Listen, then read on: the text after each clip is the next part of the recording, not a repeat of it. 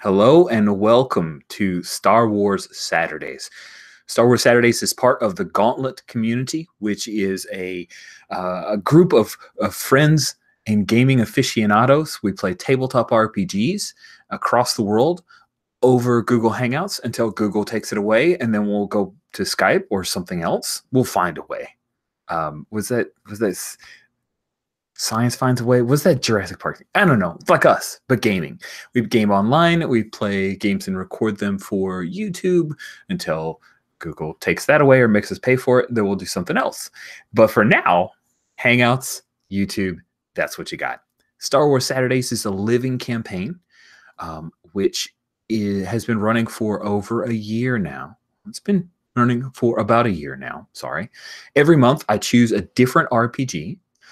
We have different slates of players who show up and create characters, and some characters will reappear, such as Zuto, our bounty hunter.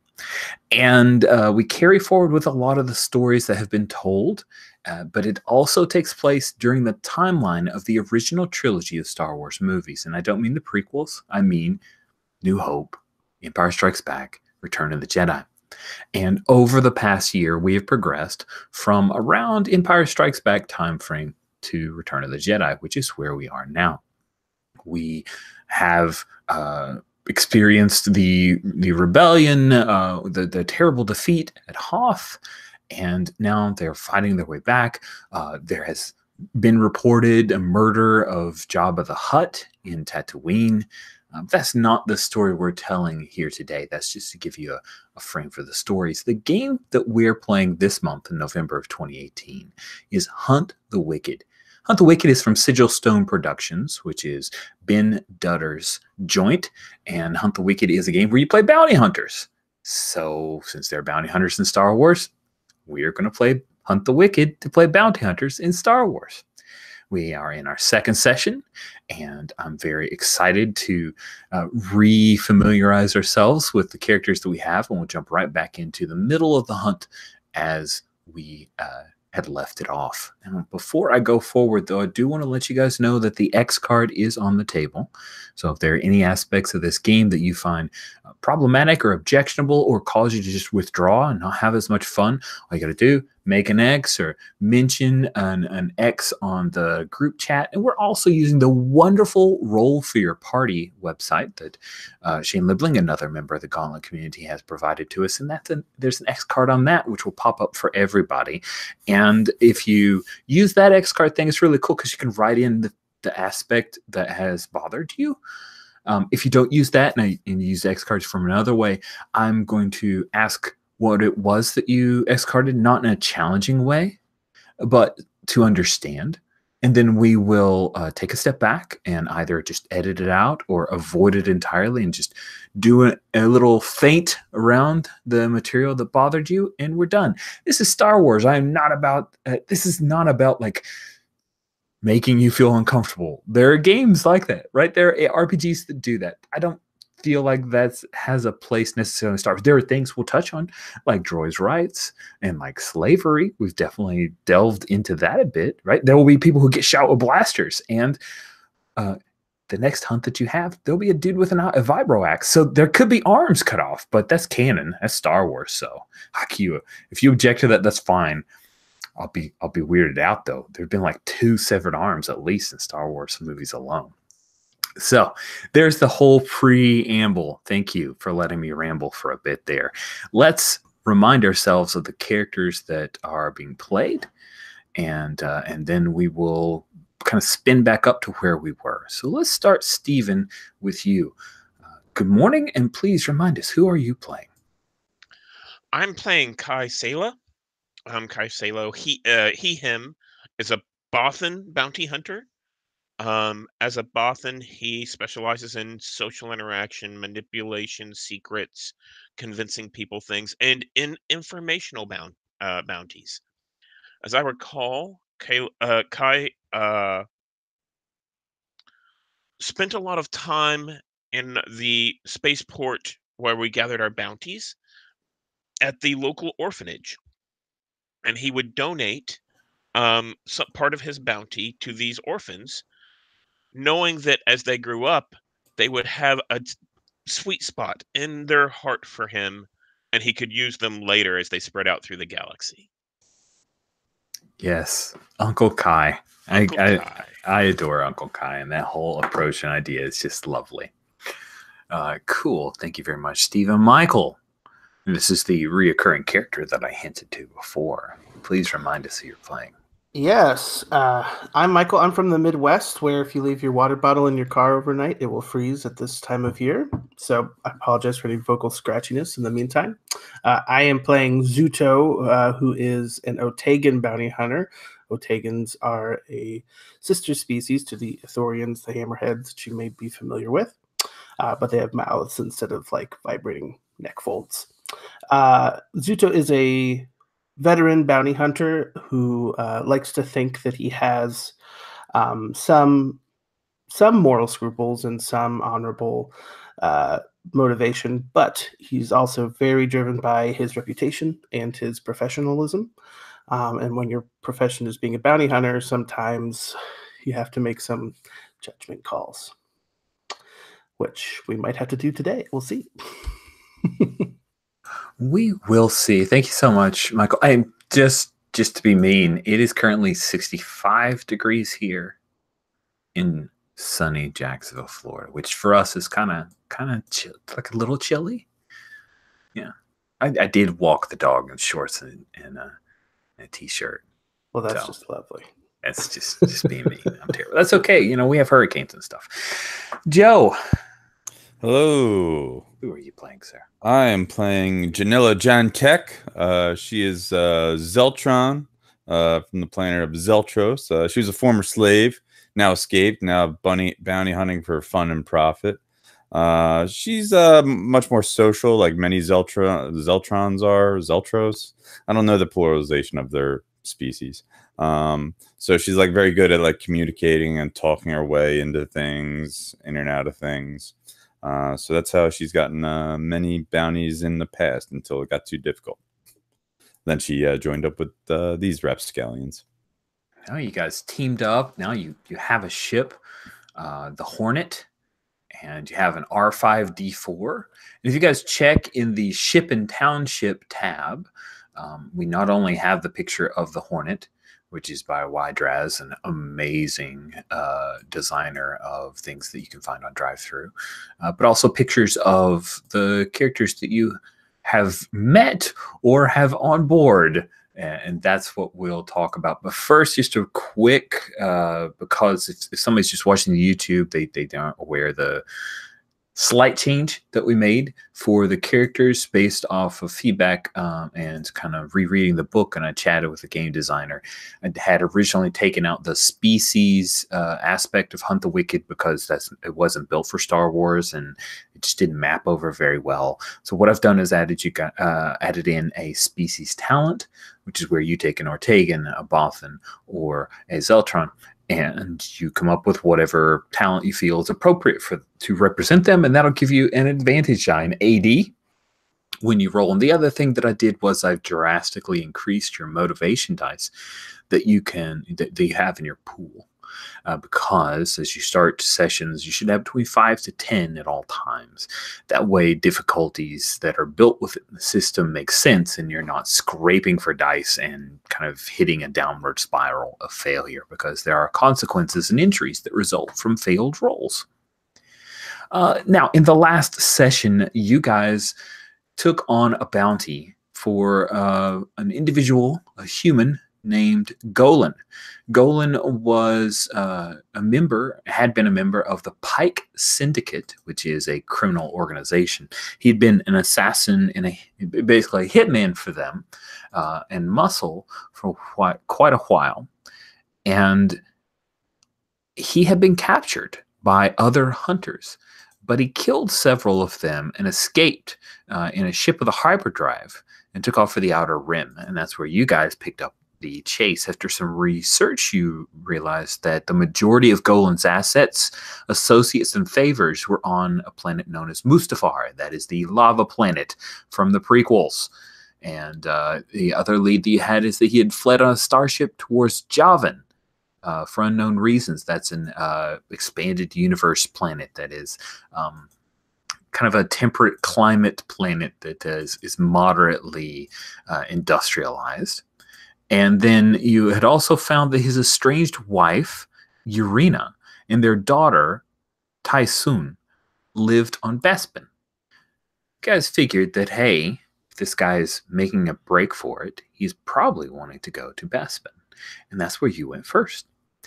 You found out on Bespin that there was a cybered up Wookiee bounty hunter by the name of Chalrut, who was also on the trail.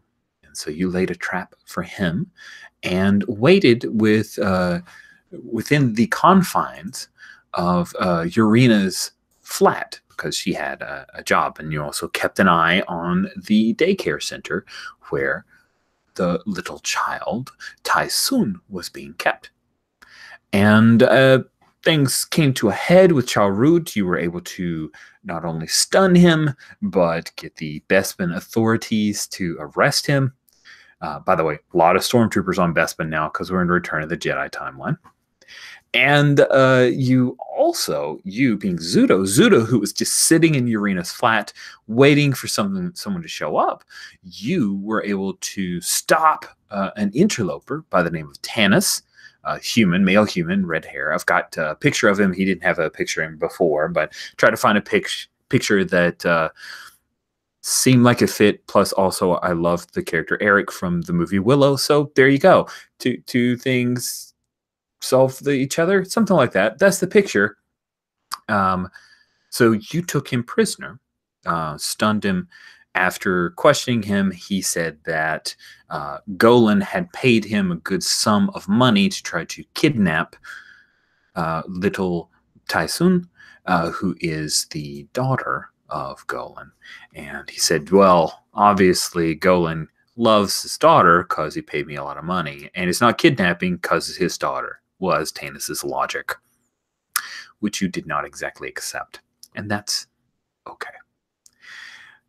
You convinced Urena, because of the heat that's going on, that the safest way for her to continue to exist, even though it was at the risk of losing her job, would be to hop onto the Hornet with you. And she agreed, mostly because of Janilla's capability in convincing others of things. Maybe some pheromones were involved. We're not sure. But we pick up with you guys in hyperspace. If I remember correctly, and you guys tell me if I'm wrong, you were headed to Mustafar because that's where all of his stuff, his contacts, and allies were. Is that still correct, or am I misremembering at any point here? I think that's also where his friend was supposed to take his wife and kid. Exactly. Yeah. Exactly. Yep. So, yes, he's supposed to head to Mustafar. And so now you have one prisoner and two passengers on the Hornet. Now, if you take a look on the ship and township, the crew component for the Hornet is not that large, but there's a lot of space that you can convert. Honestly, I think the Hornet is very Firefly-ish. So if you want to have those kind of ideas in your head, feel free. There are two crew dorms, which are Area 6. I imagine that's where you guys have always put yourselves up. There is a captain's cabin. Janila being the pilot, did you fight your way into being existing on the captain's cabin, or is that I think we drew straws. You drew straws? Awesome. Who drew the best? I don't know. I think you wrote it. Kind of funny. Oh my gosh, moving in and out all the time, that would be just about terrible for me. I'm not good at that kind of stuff. Where did you guys put up? And this is not a big deal. I'm just curious, just to kind of set the scene. Where is it that you put up Urena and Ty?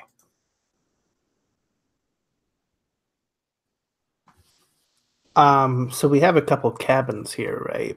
Mm-hmm. I like to imagine we have them in the slightly nicer cabin. Yeah. Sweet. And where is it that you have imprisoned Tanis?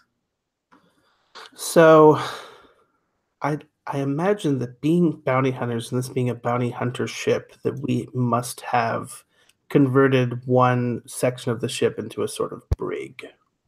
Okay. Probably in like the cargo hold. I Makes kind of sense. like keeping him imprisoned in the airlock. So if anything goes bad, we can just hit the button.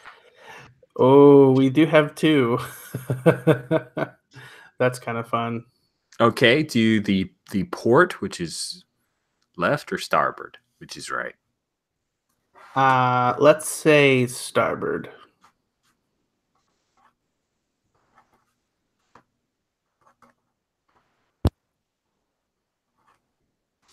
It has to do with the feng shui, you see. Nice. And so it's an airlock. It's not like there's amenities there.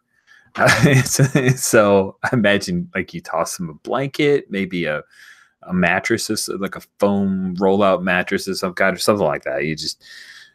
And how is he eating? So we'll pick up with you guys in flight. You are in hyperspace at this point. You're a few hours away from Mustafar, and somebody is bringing food to Tanis right now. Who is it? That'd be me. Yeah, Kai. Yeah. Okay, Kai. What is it, like food cubes on a tray kind of thing, or like a bowl of food, or what is it? I think this is we don't. I think this is the same food that we normally have. Mhm. We don't have like cheap bad food for other people, so this is sort of like rations that we would all eat, kind of like MREs or something like that. It's been heated up a little bit, and then there's a little glass of water next to it. Yeah. Nice, cool. So it being an airlock, what's the protocol for you saying, "Hey, I'm bringing you food"? I imagine you probably have your blaster with you, right? Yeah. Yeah. I imagine there's probably a window where you can look out the airlock, right? That's kind of a trope in sci-fi. So is it a thing where you just kind of wave to let him know that you're coming, and then you open up the airlock door, or what? I think I pound on the window, and he knows, and say, in the corner, and he goes and gets in the corner, and that's where I hit the button to open our side of the airlock, and I'll set down the food and say, "Need anything?" and then punch the button to close it. Cool. He answers real quick. Hey, I could really use a trip to the bathroom, man. I'd like to add a detail here if possible. Yeah. So I think that like Zuto would try to make his ship like as comfortable for prisoners almost as is reasonably possible. Mhm. I think that he thinks that if like prisoners like want to stay on his ship, that they might be easier to capture. But I think maybe he's got a bit of a reputation with some of the scum that like, oh yeah, I mean, if you get caught by Zuto, it's not that bad. I mean, they've got a hollow disk in there. It's fine, So Yeah, no, I think we've established that with the Rhodian that was captured the one time that you're decent to prisoners. Okay. So yeah, I think that. So Zuto, do you think that this is the regular place where we keep prisoners, or do you think this is an exceptional case? I mean, I do like the intimidation factor of like, yeah, it's nice and cozy in here, but we can suck you out into the void whenever we want. So. Okay, so basically, this is like an apartment to a certain extent. Yeah. So I think, there's like the equivalent of a porta potty, that I step back from the entrance, and there's like a little private room off to the side, and I pull out my weapon, and he can go into the porta potty and do his business and then come back out. And I think this space toilet or whatever we want to call it is outfitted for several different species. So there's all sorts of weird things inside for them to use. That's awesome, and it's maybe even made for potential use in 0G in a pinch kind of deal, right? Yeah. Sorry, that's like for some reason gave me a flash to the Big Bang Theory TV show, but it's gone now. It's gone. I made it go away. So yeah, you're leading you guys head down the corridor, and that's when little Tysoon comes toddling around the corner, and she screams, "Uncle Kai! Uncle Kai!" Because we've established that kids love you. Yeah, yeah. I say, I'm working right now. Can you? I'll come visit you in just a moment. Will you go back to your mommy? And she looks up at you. She's got those beautiful bright almond eyes and the dark hair. Right? She's taken everything. You've seen the picture of Golan, and there's like the way she holds her mouth when she's not happy reminds you of the picture you've seen of Golan, but everything else about her face, her beautiful face, reminds you of Urena, her mom.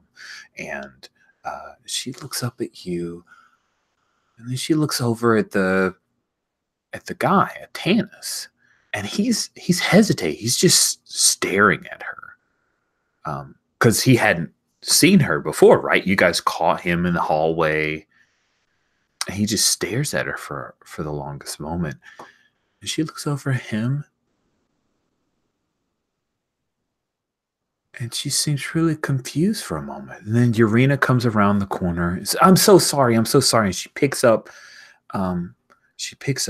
Ty, and I'm sorry, please. And she glances at Tanis, but there's no recognition, and she's moving away. And And I step between Tanis and Yelena, and basically, kind of break that line of sight. Sure. Yeah.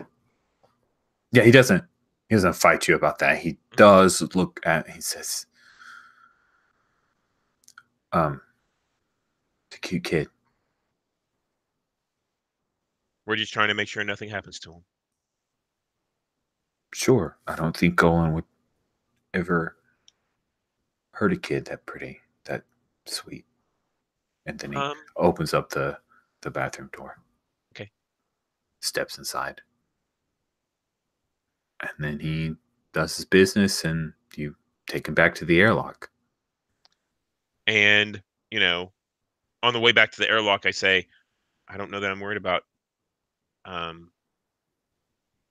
Golan hurting the kid. I'm worried about Golan hurting his wife. I'm worried about the people like you that Golan asked to get the kid hurting the kid, because people like us, we don't know whenever it's okay to hurt people or not. And I think that's whenever I punch the button to close the airlock door. Yeah, he's like started a reply, but then shoo, the door closes on him. So is there what's Zudo been up to? I think I've been bickering with our droid about the path that we've charted to Mustafar. Oh, nice. Yeah, so you're looking at like a display of the different planets, and you've got the hyperspace little dotted point, and you're drawing it, like pulling it across. Maybe say we're adding more tech to Return of the Jedi timeline. You can actually pull the line, kind of like you can't. Have you guys ever seen a Google Maps where you can like drag the street over and it replots it? So you're like showing they'll replot there, and you hear, meh. What? Are you mad? Sticks a little thing, right to an asteroid like field. lines back up again. Meh. And he doesn't bother to back. R5 doesn't bother to back up his, like, he just says his data. That's it in basic. It says this is data most efficient. You've taken us in a gigantic circle. What are you doing? This gigantic circle. He points out there's like these things that pop up on the display: gravity well, debris from crash week ago. They just start pointing out like this takes you into the ring of a particular planet. So he redraws your line, and there's like chance of incident 76.2. I mean, that's not terrible odds, but I guess I see your point. All right. Should never have doubted you. That's the only pleasant sound that we've heard from R5 as you agree that it is right. And I'm kind of like like adjusting a little bit of the line as he's sort of pleased with himself. Like, Yeah, if you for some reason you've sated the droid and you're able to shave off a little bit of the this time save some fuel and you tick up maybe like 5% chance of incident there. But hey, risk reward, right? So we'll pick up in the cockpit, and what does it look like when you are piloting long distances over hyperspace? Isn't hyperspace mostly like autopilot at that point? Absolutely, it is. I'm like bouncing a ball against the wall because there's no entertainment on this ship because of the droid. Well, R5 needs extra computing. So much processing power. Cool. You hear someone coming down the corridor. It's like you have to work really hard not to announce yourself as you're coming towards the cockpit. And you see that is Urena. And this will be some time after that incident with Tanis. And she comes, do you mind? No, She steps into the feel cockpit, free. leans against a wall and like notices there are a bunch of toggles and switches and then stands back up again. Well, like you could take a seat, Oh, I know it's an exciting trip. She comes over and she sits down in the co-pilot's chair, but she doesn't turn around to like kind of slide in kind of deal. And I've never met a Zeltron before. I'm Urena. Janella, pleasure to meet you. Wish it was under better circumstances. Me too. Have you done this kind of thing long? Yeah, I guess probably like a cycle and a half. Ever since I escaped slavery. Yeah, I noticed the mark. Yeah, she like does the. Yeah, it's better life than what I had. So, do you think Golem's gonna go peacefully? Oh, I have no clue. His past, his record doesn't, lean towards that, but hopefully, we'll probably have multiple plans. Like best case scenario, we end up like spiking a drink, and then he falls unconscious, and then we can easily smuggle him onto the ship. When I met him, he wasn't that bad of a guy. I mean, I knew he got money, but I didn't think he was violent. I just thought maybe he just did weird stuff. We started off good. I mean, he was so happy when Ty was born.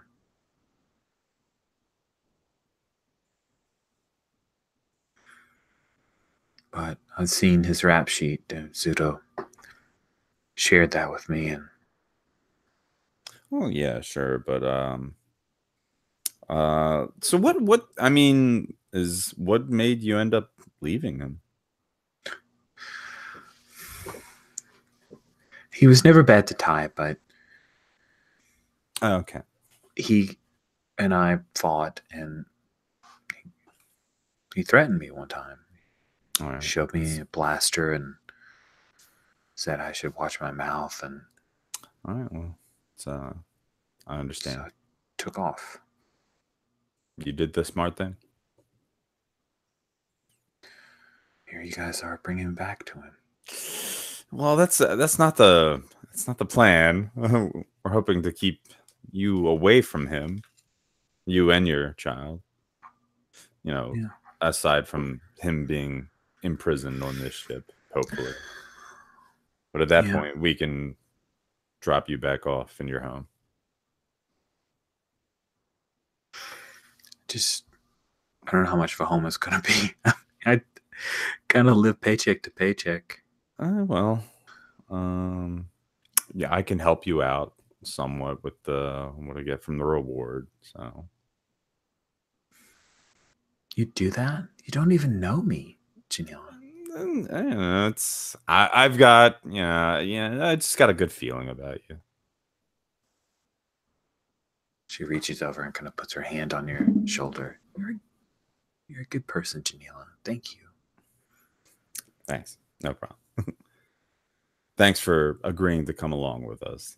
We'd hate for the Wookiee to have gotten his paws on you. Me too. Wow. I mean, I've seen a few. There was a Wookiee that came through when the Empire took over, but he didn't look like that. Yeah, normally they're not assholes like him. Because this one is definitely strayed far from many of the others I've met. Yeah, that Wookiee was funny. He had like a droid backpack. Yeah, plus like he keeps threatening to enslave me, which is most Wookiees aren't into that. So not a fan, clearly. Yeah. I wouldn't be either. And then she kind of reaches into her like the pouch, if you see the picture, and she pulls out a deck of cards. She says, play a little sabacc? Sure. She'll find a little table and like start dealing out some cards for you guys. So we'll cut away from that. Kai, what are the stakes? I'm sorry, what? But what are the stakes? What are the stakes? Oh man, humanity as we know. Cut away. What are the stakes? Cut away. So, Kai, where are you when Tysoon walks in and finds you? Like, where is it that the little toddler finds you? Oh, you mean after Tanis has been put away? Yeah. I think as soon as I put away Tanis, I go and find Tysoon. And this actually spells his mother and lets her go up to the bridge. Oh, perfect. So basically, I go to their quarters, which I think is probably where she took him. Absolutely, makes totally sense. I think I have the space equivalent of like jacks and a ball and stuff like that. So I sit down and I start playing with them. Cool. She starts picking up the jacks. Her dexterity's not good at first, but once you teach her the concept of it, she starts getting a little better and better, and she laughs. She looks up at you and she says, "That man, who's that man? Who's that man?" That man is someone who wanted to hurt your mommy, and we wanted to make sure he didn't. So we're keeping them away.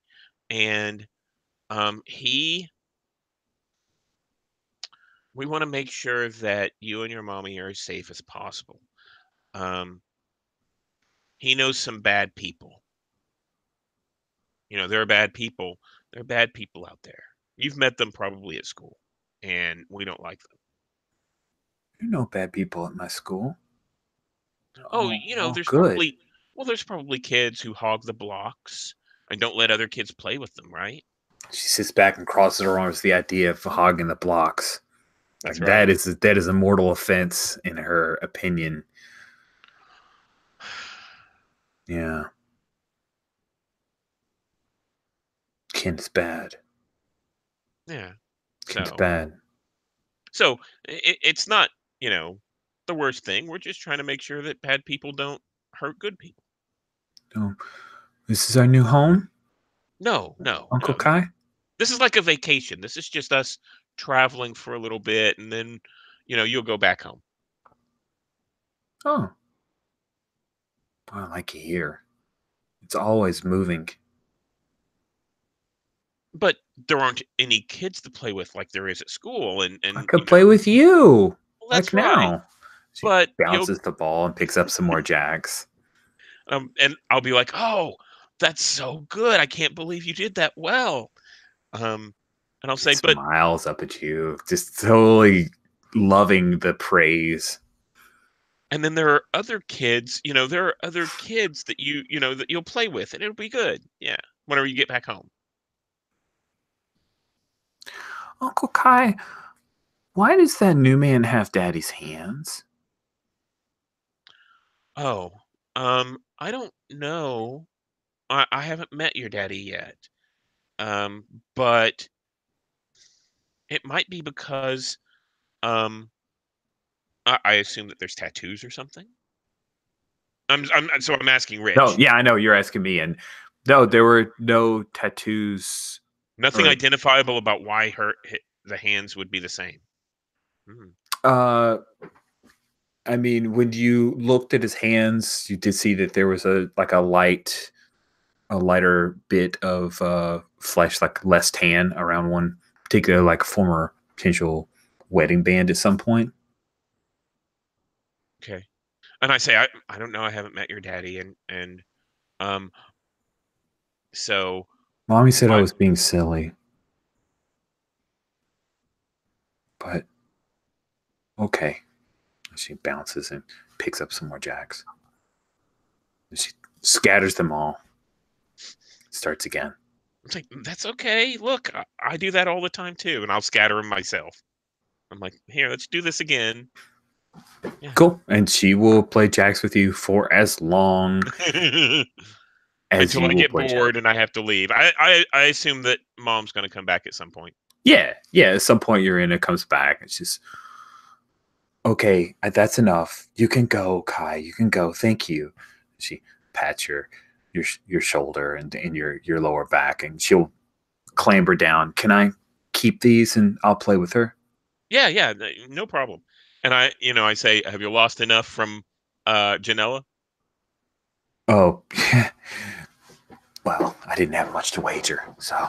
True. And I think I'll leave. Oh, and she says, oh, and she reaches over and she pulls out, I don't know, there's like a backup comm unit, and she hands it to you and goes, can you please give this to Janelle? Oh, okay. Yeah, sure. And I think I point over, where the, food dispenser is, and the blue milk is kept over there and that kind of stuff. So. Oh, and that's when Tysoon's like, blue milk? Yes, let's go get you some blue milk. And then they'll get up and they'll head to the galley. Cool. Awesome. So anything that you guys want to do, or shall we jump forward a little bit? Wait, what's going on? Is this for the chat? Oh, you haven't seen the chat at all? Let's see. Which part? Savak is just one of the ways to flirt with people? Well, no, like after you said, why does he have daddy's hands? And Michael's like, excuse me, what? And I'm like, really, y'all? You didn't notice that dramatic pause when he was looking at the kid? Why didn't we have the empathic one interrogate this dude? So much trouble. Oh. Cool. So you guys are just sorry. Are you going to say something, Michael? I was going to say I'm happy to go ahead from here. The only thing I'm going to say, after we get done with this, I think I am going to tell the other two that the kid identified Tanis as her dad through his hands somehow. Awesome. Well, let's have that scene. You guys are up in the cockpit. You are the only one that with knows. So yeah. I'm going to say, has anyone run a background check on Tanis? Yeah, Have we? I read him through the bounty board, and I didn't have any luck. Did we? Did we check for hollow masks? Whatever those fancy masks are. He does not have a hollow mask. That's definitely him. You guys would know how to check for that. All right. I suspect that that the child has been told that Tanis is her father, and she identified some of his markings on his hands as her father's. So wait, what's the kid's name? Tysoon. So Tysoon and Tanis met each other? Um, he seemed to recognize her. She recognized his hands. It seems like that's the case. So we should have a talk with him? Or at least I should. She recognized his hands, you say? Well, yeah, it's more important than is him recognizing her.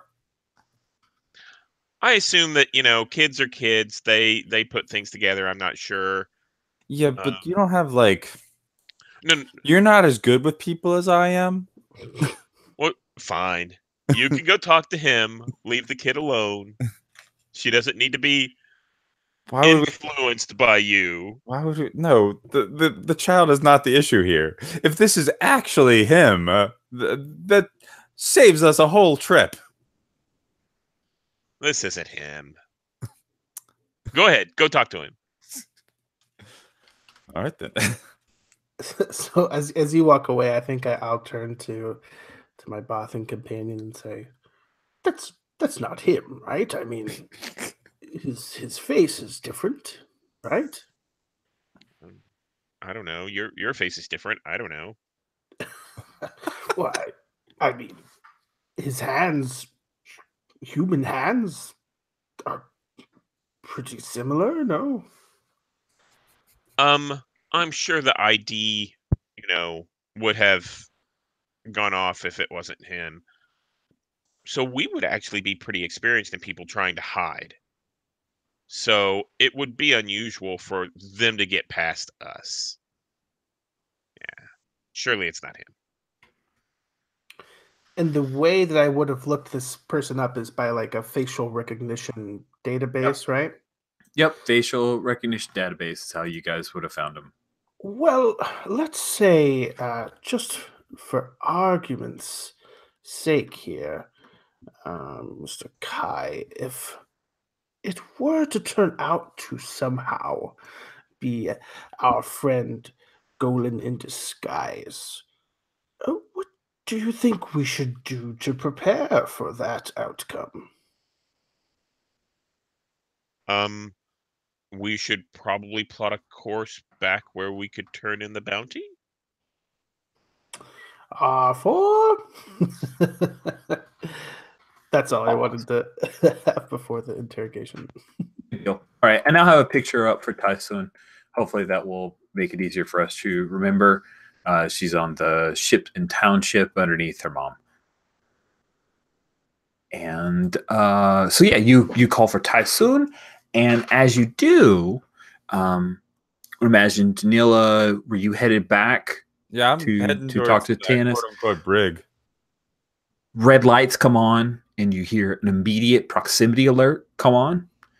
And the ship, you were not scheduled to come out to Mustafar for another hour. And the proximity alert comes on, and you guys drop out of hyperspace. Where's the Frel? Go a little far escape on it. It's much easier for me to remember. It is so easy to remember. I actually play in a play-by-post game that's a modern day setting, but due to work filters and worries of one of the players, and we use curse word substitutes, and we just go ahead and use the Farscape curse words. So I use Frel and Dren all the time, bunch of has mods. Okay, the end. Boom. So you guys, you're pulled out of hyperspace, and sublight engines, there's that moment before sublight engines start to kick on, and what do you do? Well, I gotta rush back to the cockpit because I'm the good pilot. Apparently, I shouted somebody to Kai to protect Tai, and for Zudo, get to that escape pod. Cool. Cool. So when you run up to the front of the cockpit, you see that there is an indicator for basically a gravity well. And you see up ahead, there's a large freighter that is there. R5, book this course so close to a gravity well. For some reason, someone changed. No. You you see this is basically a G-Truck freighter, which they sell to the Imperials, but they also sell other models, kind of like how, like there could be a particular type of, like a Charger might be a police car, but then they also make other types of cars similar. So this is a G-Truck freighter, and you immediately recognize that basically near the fore of the ship is a gravity well generator, which is freaking expensive. But they've just pulled your ass out of hyperspace. All right, then. This is not going to be fun. Yeah. So, you see that G-Truck freighter, and then there are a couple of ARC starfighters that are already out, and they start approaching you, and someone is hailing you on the comms. What do you do? Yeah, sure. I'll at least patch it through. Not respond yet, but what are they saying? Cool. You get when they come through, you say, Hornet, bounty hunters of the Hornet. This is a member of the Pike Syndicate. Please do not resist. We will blow you out of the sky. We would prefer to take Golan from you. I peaceably told you. You do not have to die. We will blow you into smithereens if you resist. Okay. I'm going to respond. I'm like, Golan doesn't want you to do that, right? I'm sorry? You're threatening to blow us up with Golan on board. I'm pretty sure Golan doesn't want that, especially since he doesn't want his child to die. I don't know anything about Golan's child. I just want to apprehend Golan and find out what he has spilled so far so we can take appropriate countermeasures, and we are willing to destroy him if need be. I forgot which ones put the bounty. So, the Pikes, he worked for the Pikes. Oh, right. I thought these were the dudes, he ran to. Never mind. He ran to the Black Sun because the Pikes and the Black Sun hate each other. All right. Now, if you guys had gotten on Mustafar, the Pikes just showing up to give you shit, it would not happen because they start rolling in and the Black Suns would be like, get the hell out of my house. Okay. So they basically sat on the edge of Mustafar territory with a gravity well generator and yanked you guys out of hyperspace. And who put the bounty? Oh, Imperial authorities put the bounty out. Okay. So, Janella, what do you think about putting Tanis in an escape pod and launching him right now? So they go after him. And we'll say, here. As I shut off the comms, you mean the guy that they want to, the guy that they want and that we're trying to deliver for 5,000 credits? Would you rather hand over the ship? I think do you not trust my skills as a pilot? No. Hurtful. Then we have to attack the Pikes to get him back, rather than run from the Pikes right now. I'm just okay. So get to weapon station. Janela, before you get too hot-headed here, do you really want to make an enemy of the Pike Syndicate? The Syndicate, as in a large group of armed individuals? How bad does it look for us legal bounty hunters to just bend our will to these syndicates?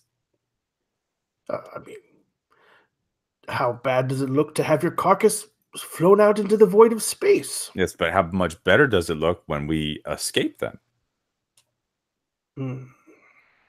I imagine this whole conversation is happening as, are you just like sitting with sublight engines, or what exactly is Janela doing right now? Are you trying to fly away from them? I'm flying away. Okay, so you are taking off, right? Yeah. While you guys are discussing this, Get to weapon stations. I've made the choice for us. I don't mind running, but are you sure you want to shoot at them? They're going to shoot at us first. I'm putting on my headgear and stuff. And you hear what? There's basically you're firing warning shots over your bow. The two starfighters. Now, the good news, Janela, is that these two starfighters are now moving in close enough to where whatever like ion cannon or whatever else they might have on that G-Troc freighter, they're not going to unload on it, but for fear of taking out one of their own starfighters. And by the way, the Pike Syndicate is not stupid enough to shoot their own pilots. Like those are really expensive ships, and they did train their pilots. So they're two starfighter pilots though that are in arc tints, kind of like they're snub-nosed starfighters. They're not nearly as nimble as an X-wing. They are a little more sturdy than a TIE fighter. They're Republic era, like old Republic, not old Republic, but like Republic, like 30, 40-year-old starfighters. Prequel era. Yeah, exactly. Pre-Empire stuff. Mm-hmm. But anyway, they're closing on you, and they just fired a few warning shots, and they're done talking. They think they're going to have to basically take out your engines and then board. Yeah. So let's get out of here. Awesome. Good. So that sounds like a thing where you maybe should roll dice. Yeah, probably. What am I rolling? That is a great question. So I think if you're dodging attacks, then it would probably be awareness. All right, that sounds good to me. You seem to be pretty aware. I am. All right, and one for doing it. You're going to need 2 successes during this exchange, and of course, you're not firing back. You're just trying to avoid. Now you are. So I'm going to utilize the system. So you need a total to keep from getting hit this round. You need 2 successes. You're going to need a total of 6 successes to get far enough away from that freighter to where you could jump back into light speed. All right. And remind us again, Rich, how the helping mechanic works. I don't know. Okay. I can give 1 motivation die at least. Yes. Imagine. We'll hack that as not a conversation I had with Ben. That is my fault. And I think Janela actually gets some kind of bonus for helping, right? Yes, gain +2 AD rather than +1 AD when being assisted. Assisting others or being assisted. Let me look up assist, because I was always looking at. Okay. So my thought was actually, Kai's going to head towards the weapons area. Is there more than one Zuto? You got a we have establishment of the ship. One character can assist another in overcoming a task, granting advantage dice, generally +1 AD to the rolling character. All right, awesome. There's our helping rules. Okay. Now, let's see. You'd ask a question about the Hornet. Yeah, like, are there multiple weapon areas or just one? I am happy to say there are multiple. If you guys want to make that your canon, that's fine. Okay, so I'll head towards the other. You know, Zuto's on one and I'm on the other side. But I think that I start negotiations with R4 and tell him, you know, start calculating our path out of here. Cool. R5 replies angrily, this is all Zuto's fault. I demand an apology. And Kai immediately says, I am so sorry. No, from Zuto. Zuto is so sorry. He told me so. From Zuto. R5, we don't have time for this. You bucket of bolts. I kick R5 from in the direction Zuto, of starts, Zuto. Like drops his little middle leg and starts trying to zip away from you. So I think I'll like pick it up, and it's pretty heavy, you know. But I'm still but you're strong. I'm a pretty strong guy. I'll pick him up and say, "Oh, I'm sorry, you big lovable bucket of chips and cyberware." I'll just like give it a big kiss on the on the canister and set it down. It's like for a moment, the little like shocker arm pops out, but it doesn't shock you, and then you put it back down, and it wheels over to the Nava computer and plugs in and starts to flat out, of course. Yeah. All right. No, So, Janila, how I've did been you? through the last paper to our passengers? Yeah, you might want to strap in tight because things are about to get a bit bumpy. Uranus like, what's going on? And she's putting Ty in and like strapping her into a little seat in their quarters. Yeah. Poor Tanis, though, there's no like strap in area for him. He's just getting bounced around. Life pods have straps, right? Yeah, there's I probably would some assume. place that you can like. Anyway. It's an airlock, so I All don't right. imagine there's a So- whole lot in there. How do I build a dice pool? So Okay. one for trying to do something. Exactly. And then you take a look at the motivation dice. Well, does your talent or species talent apply? I got pheromones and canceling the effects of fear for a scene. I don't think either of those apply. Yeah, So no. you got one die plus any motivation dice I got- that you want My to talent is Deadeye, and I'm not shooting anything, so I don't think that applies either. Okay. So you have one die. You need 2 successes. How many motivation dice do you wish to spend? I have 8. Was somebody assisting at all? Someone was. Well, I was figuring, manning the weapon system and helping keep them off our backs. Okay. Sounds Okay. good. Do I Alright. spend a motivation die, or is it? No, actually, you don't have to spend a motivation die. You just say what you're doing. That's your action for the round. You're giving them +1 AD. I get 2. Do you want to spend any motivation dice to give you more than 2 dice? Well, right now I have 3 dice, right? Because I gained 2 AD rather than 1 AD. Oh, there you go. So you have three dice. Any motivation dice you want to? So let's see. I'm gonna. So would the respect motivation come into play? Because I was talking about like how much better would it be for our reputation for us to get away from these guys? I think so. All right, then Yeah. I'll spend 3 for 3 automatic successes Oh, wow. because we got to get up to the 6 total. So Yeah, there you go. And then so I'm rolling 3 dice. I'm going to make my countdown clock for this then. All right, 1 for doing it and 2 for the assist. So 1, 2, 3, and I need 4 or better, I believe. Yes. Reroll selected. I got another one. I got a 5. All right. So you got a total of 4 successes. Yep, I love the countdown clock and the roll for your party. I just going to that's say really that. nice. Yeah. All right. So you have 4 ticks and escape the Pike Syndicate countdown clock. It's like seriously makes me excited that I could fill in those wedges. I don't know why, but I'll just take it. Good deal. Awesome. So you're escaping. What does it look like? Is this a thing where you're doing like crazy barrel rolls or Always the spiral like spins, barrel rolls. Somebody like the R5 mentioned asteroid fields. Maybe like there's some like floating rocks that'll like zip, Oh, do the nice. zipping between as I Dun, like try to keep dun. like one of their ships always on the one side, so one of their ships is always in line of shot. Nice. Yeah, you see the pilot. He's got his like face shield on. He's looking over at you, trying to gauge that you're keeping him at a distance. You have that many successes. They haven't laid a finger on you yet, but was somebody going to take a shot at them? I think that Kai was lining up. Yeah, so I'll take a shot at them. Awesome. You need one Assist, right? one success to hit them.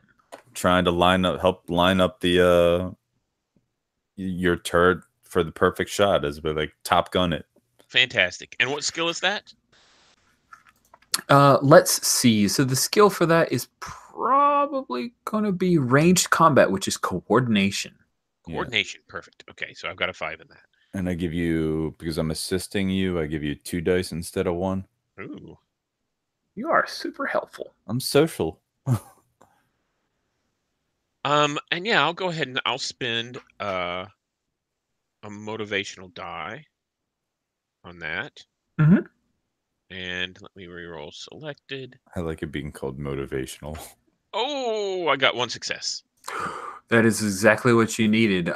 Sweet. So what does it look like when you shoot one of the Arc starfighters? So I think basically this is me, with those guns that choo, choo, choo, choo, choo.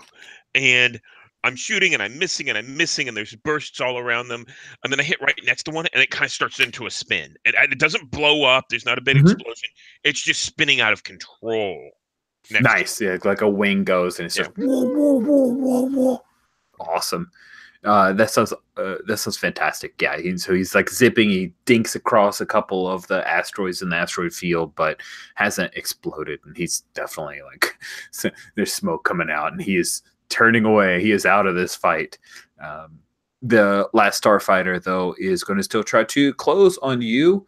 Zudo, you were helping, right? So is there anything else that you're doing, or should we pick back up with Janilla trying to get away? I mean, I might try to open back up the comms with the pikes.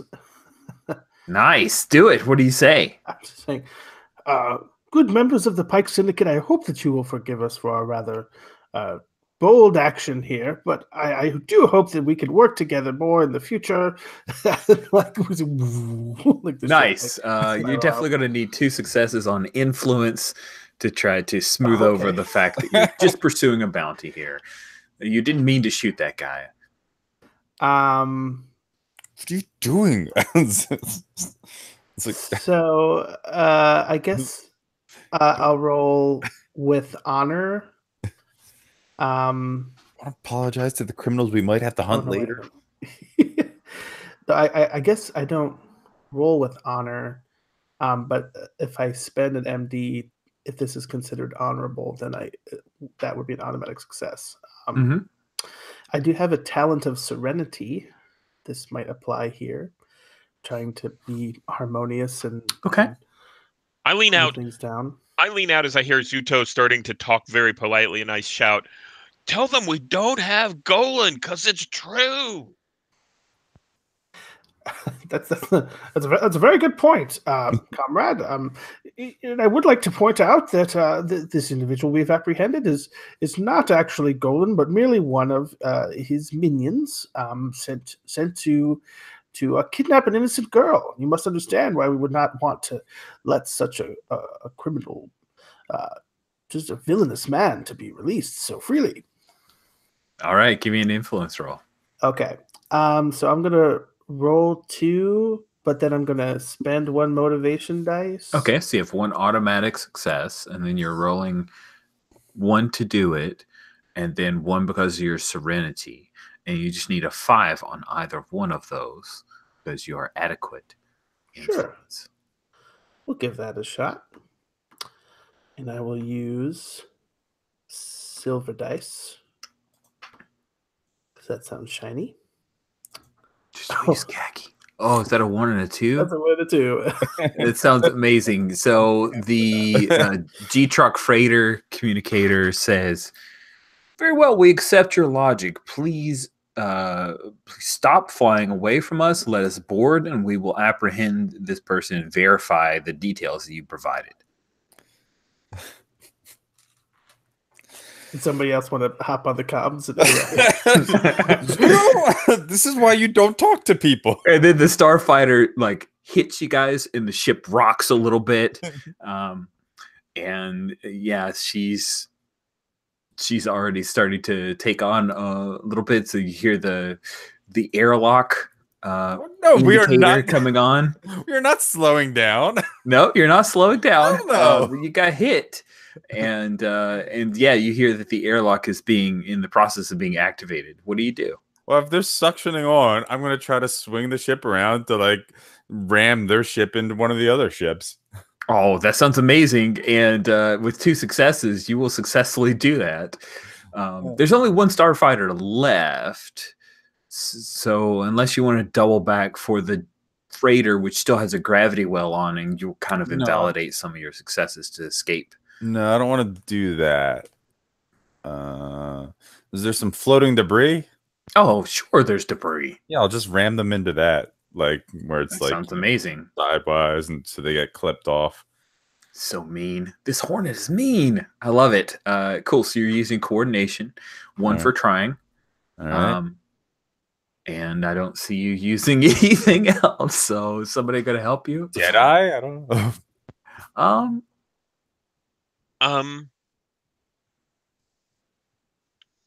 So I think Kai is working.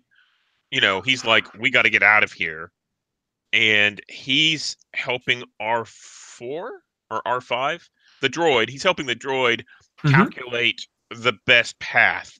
And he's like, whenever I say helping the droid, I mean he's like, faster, come on. Cool. Deadeye's for shooting, and it sounds like you're trying to run somebody into a thing. So I don't know. And I was just like, well, I'm trying to ram them into something and using my eyesight in space. I don't know. I'll spend 2. Okay. Actually, I'm going to spend a die. I can determine a target's weakness, so he can therefore. I'm pointing out a weakness of the ship to Janella. Awesome. I like that. They're blind. They have a blind spot on this part. Oh yeah, you have like Bothan intelligence that gives you all the weak spots on the arc fighters. That's awesome. I love it. Oh, okay. Yeah. And does that give me a die? That's the assistance. Oh, okay. So then that gives me 2 dice. 2. Okay. All right then. So and then I'm also spending 2. So 3, 5 dice. I'm rolling then. All right. 2, 3 plus 2. Reroll selected and submit. All right. I got 3 successes. Nice. 3 successes is more than enough. By the way, if you are in the ship and township tab, I'm dropping in a picture of what those starfighters look like 3 right sixes, now. baby. So you see them. Starting around row 81, you'll be able to see what the arc looks like. I think they're dope. Yeah, pretty cool. Those suckers. Sweet. But that was what it did look like before you imagine you kind of dip in and the wing sweeps across some of the asteroids and sends them hurtling back towards that where he's riding off of your side there, and then you peel away while he's trying to clear out that bam, there's an asteroid like right in his way, and he slams into it, bounces off of it, and you see his engine like fly. Ooh, spirals out. Yeah, he's spiraling out, clinks into and bounces off a couple more smaller asteroids, and that is going to get you to a point where you can plot in that course. And since someone has apologized,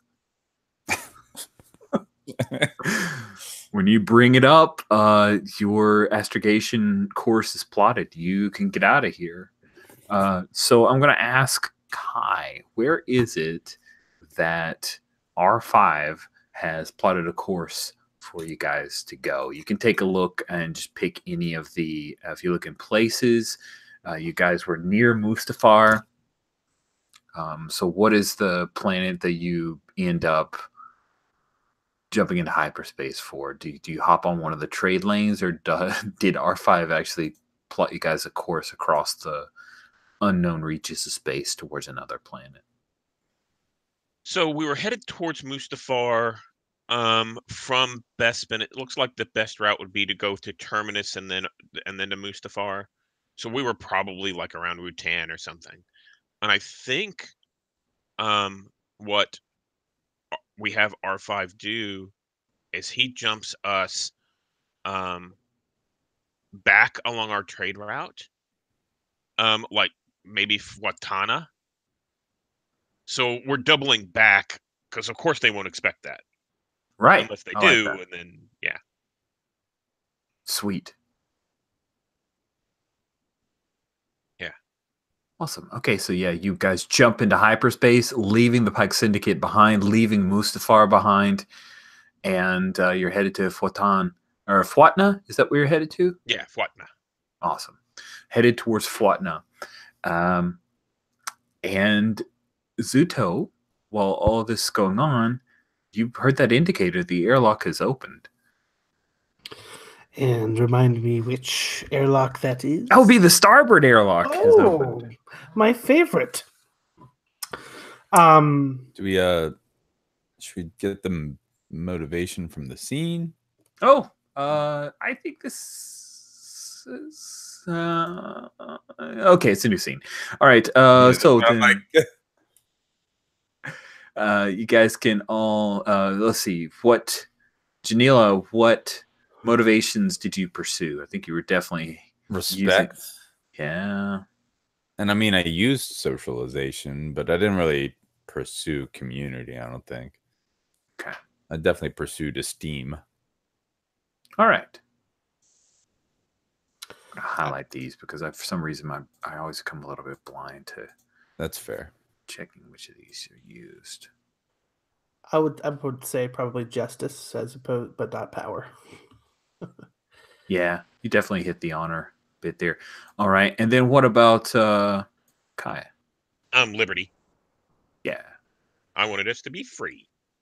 All right, makes sense. All right, then we'll go for 3 motivation dice for all you guys, and you, yeah, you can see you can go ahead and add those because the scene is over. And we're fresh into a new scene of you guys in hyperspace. Zudo, you are aware that the starboard airlock is opening up. Did we uncover a lead? Yeah, you guys figured out the lead about the possibility. Golan? Yeah, there you go. Good one. Well, are we sure? I'm positive. It's a lead. I mean, it's a Right. lead. So Sometimes maybe it leads could don't be pan the out. things, right? Well, I'm going to take off the sort of targeting like headset that I'd put on to get into this like weapon. Nice. And I just sigh a deep sigh, and I'm going to sort of like slowly Otagan style kind of like stomp over to the airlock and look in the window. Well, the starboard airlock is now empty. There's some blankets. They're like like somebody tried to make it look like someone was there, but you can tell it's totally empty. So I saw that the interior door to the airlock opened. This isn't somebody Interior who, door. went Yeah, you're not vented out to space. So I'll kind of just like do a little quiet fist on the wall, like, oh, Kark, fugitive on board. That's what I get for being a gracious host, I suppose. So I think that there's like a secret panel that I can sort of, I know how to access or whatever, and it's like this like lockdown button. So I'm gonna like put the ship on lockdown mode, which basically means, like warning lights are humming and strumming, and everything is all locked down, and it's time to hunt the wicked. It is indeed. Awesome. What I'd like to do is call our midpoint break at this point. Is 25 after. Let's go ahead and take it as a nice 7-minute leisurely break. Smoke them if you got them, if that's what you do. We'll see you at 32 after. As we'll pick back up at 32 after. Talk to you guys soon. Mm-hmm.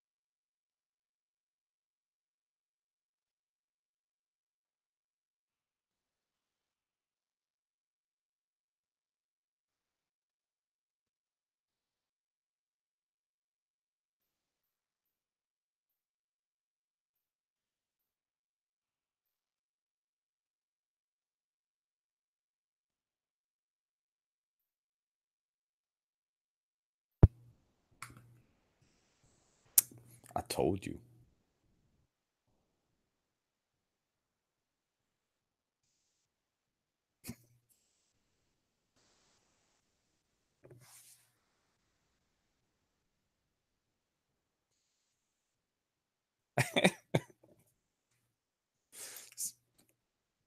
Easy ways to change your face. Especially in a world of magic. Of science magic.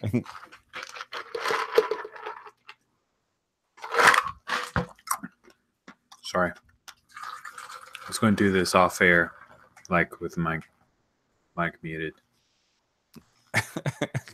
He took his face off. He literally took his face off.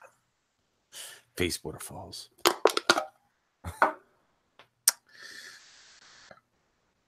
All right, everybody back. Maybe he caged you. I like Travolta. Like fits better.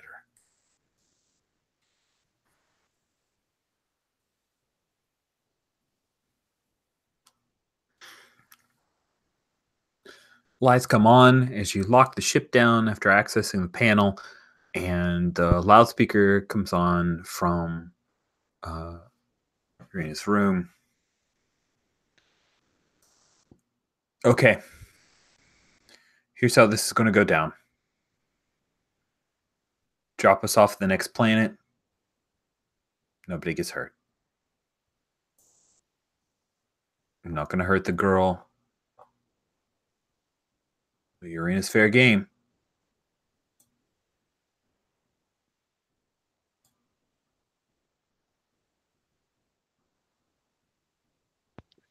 So I think Kai takes to, as soon as he sees the lockdown, he steps into, this is like a, like our favorite smuggler ship.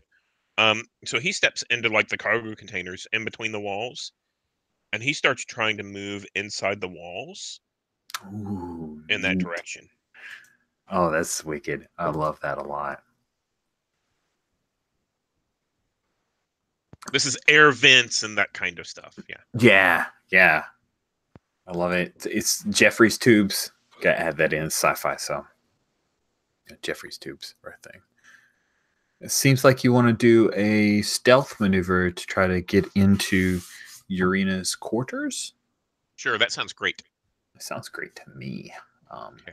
I will be assisting you because I'm going to go outside the quarters where he's probably barricaded in. I'm just talking to him like, you really, this isn't a good plan, Golan. Your daughter will never forgive you if you hurt her mother. Oh, yeah, she's crying. Urena is like quiet and sullen and upset about this.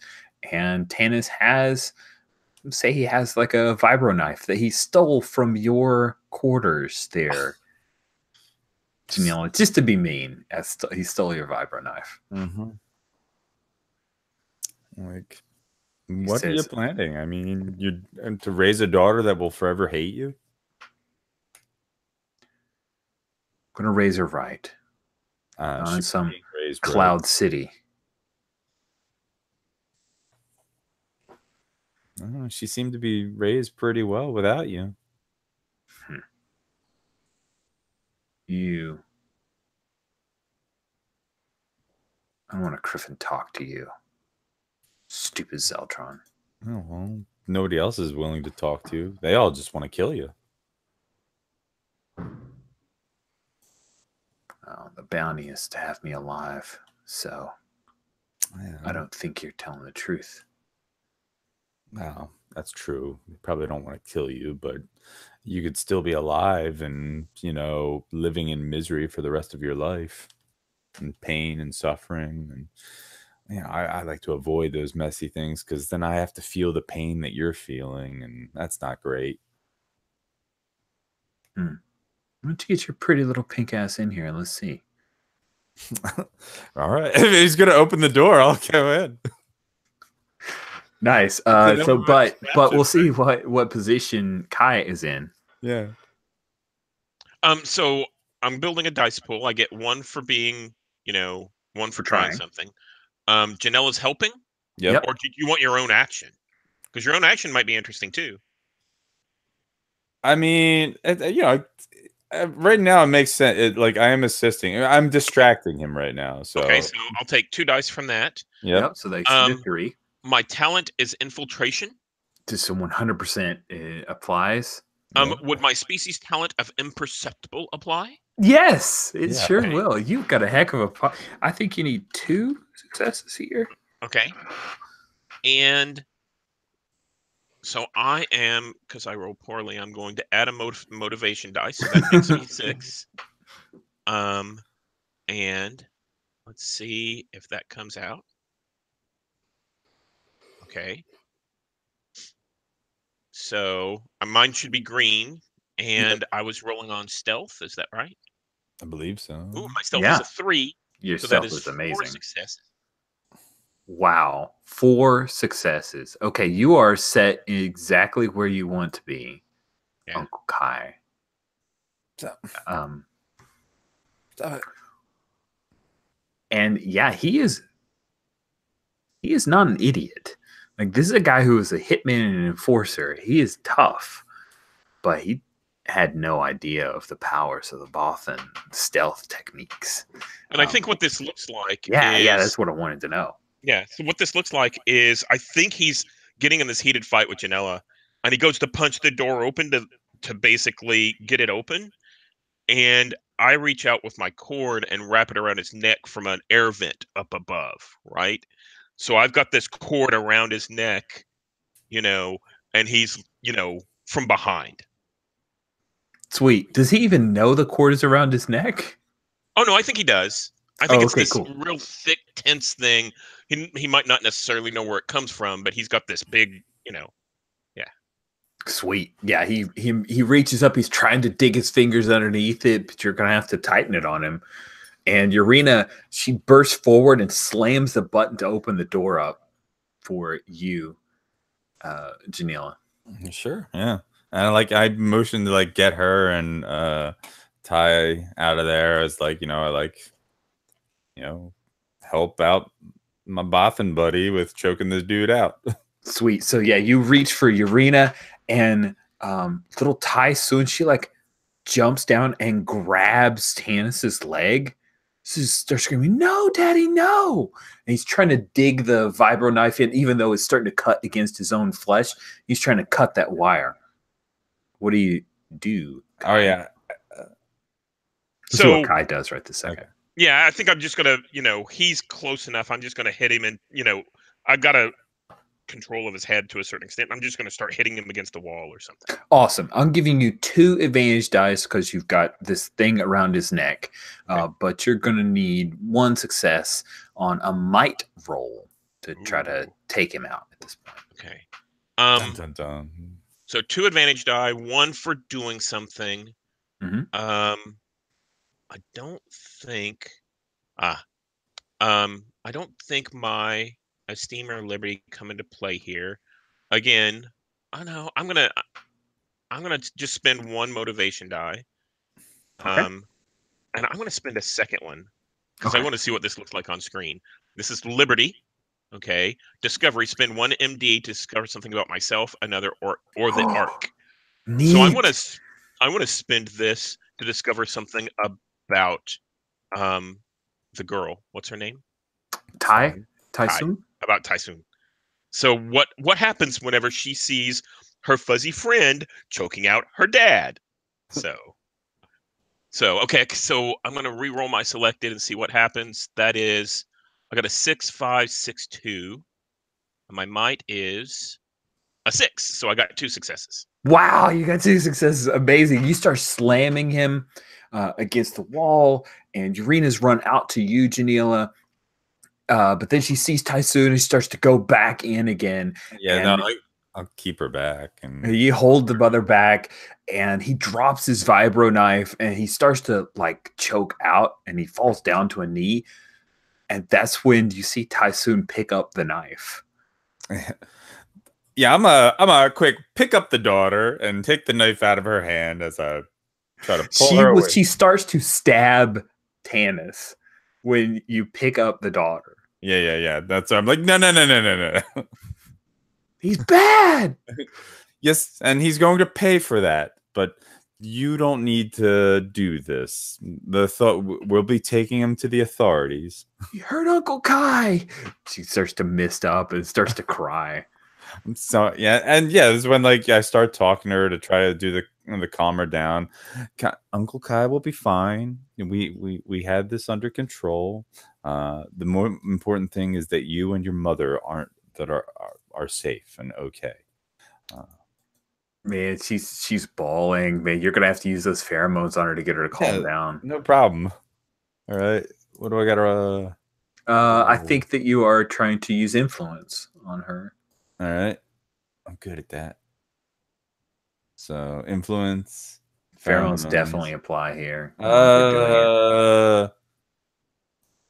Is there fear effect on the scene right now for the daughter, I guess? Yeah. I'll spend an MD to cancel out the effects of fear. Nice. Use my technique, which I've never done before. So, then how many successes do I need? You just need one. Okay.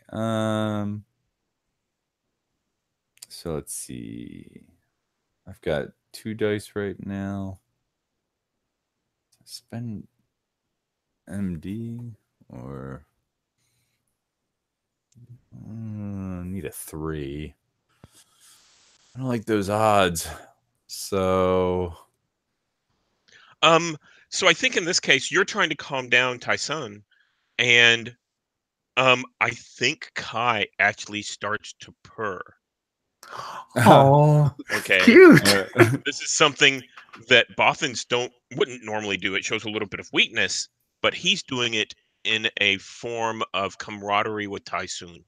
Oh my goodness, this is like the warmest bounty hunter scene ever. Okay. I don't think so.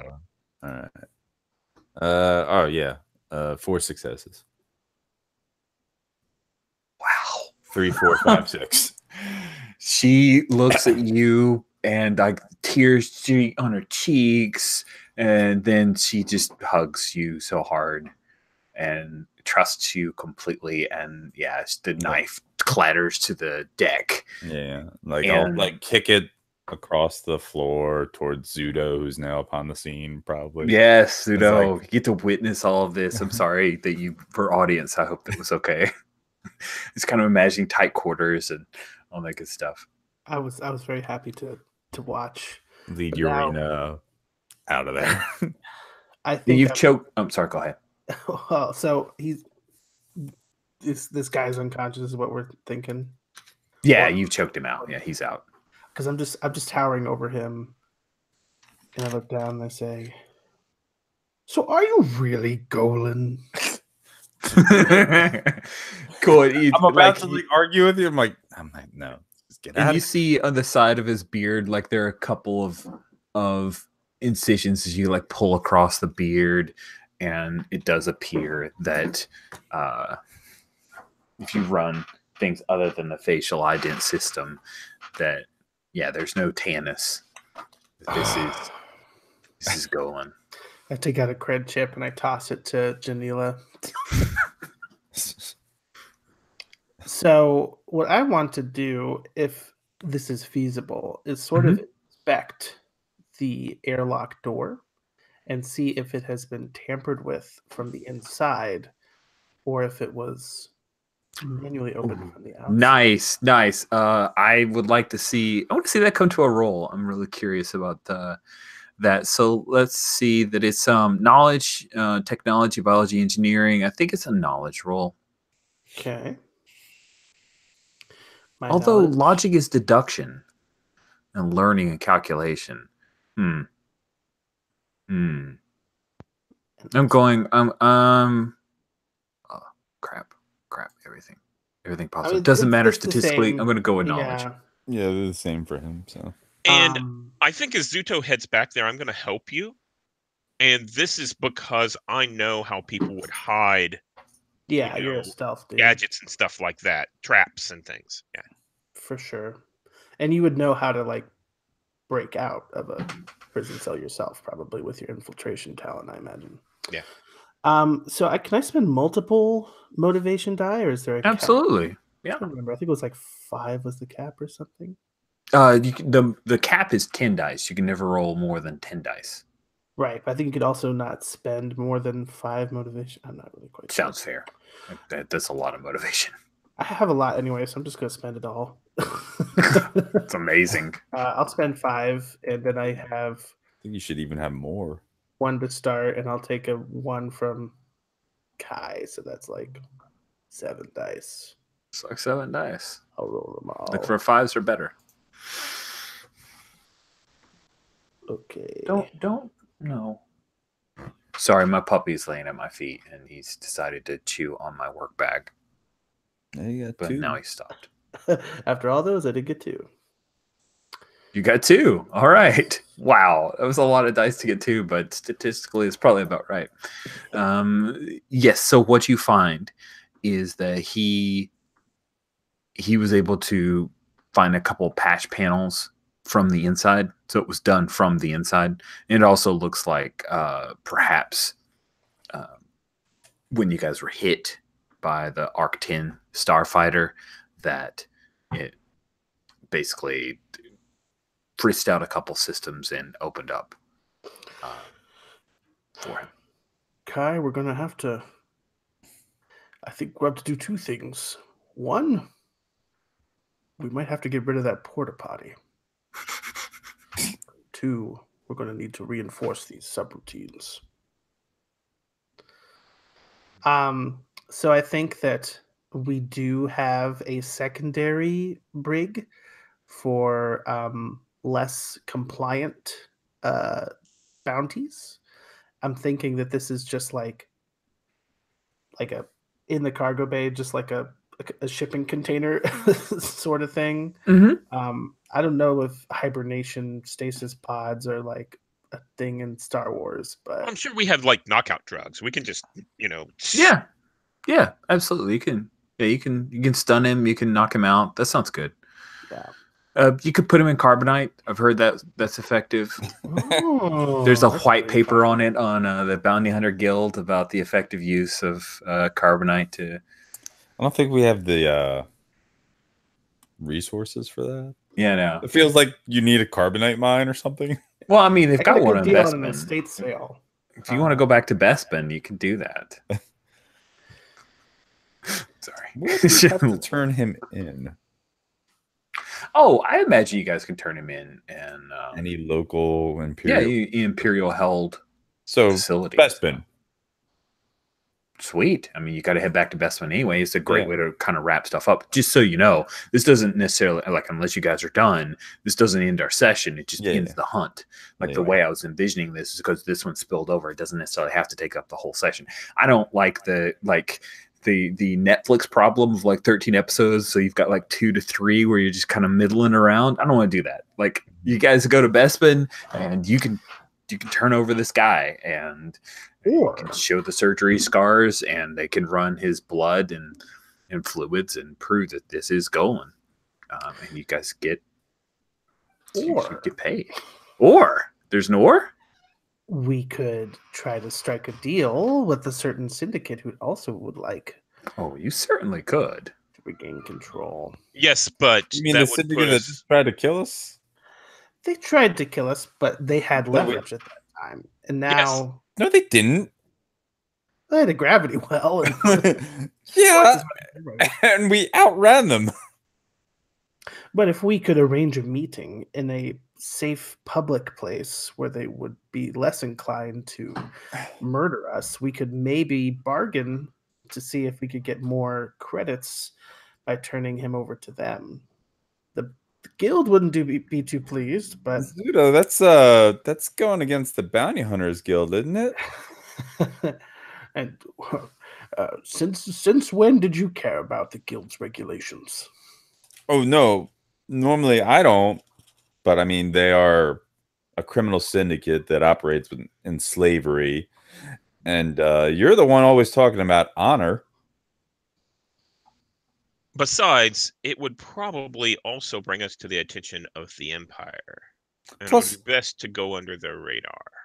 Plus, they're criminals, and they'll betray us.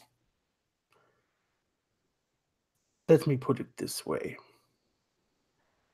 You all saw what this man was capable of, what he was willing to do. Yeah, I don't Would like you him like... any. Let's just say that the Pikes would be willing to take advantage of some strategies that would cause this man more bodily harm than the Empire may be willing to do. He would find himself in a hell worthy of his actions. I say this man has made his bed. Let's be paid for him to lie in it. It's also just as likely that they could take their resource and repurpose him, and he would be free to do as violent things as he has previously done in the past. We know with the Empire, he will be put in a brig and will not not be free to do his not be free to come back after us. Or, his daughter. Plus, we kind of pissed off the Pikes. So if we come back, like, we're willing to sell, they'll be like, well, we're not willing to buy. We'll just actually kill you this time and take him, or just blow up your ship on sight. Well, and that's the benefit of a nice neutral meeting place. Yeah, because you're so good at negotiating. Well, And I'm not willing to negotiate this. are you sure that it wouldn't provide an opportunity to smooth things over with the Syndicate? I don't care about smoothing things over with them. Well, it was just a proposal. You changed Hollywood. As long as we're getting paid, I don't have any qualms.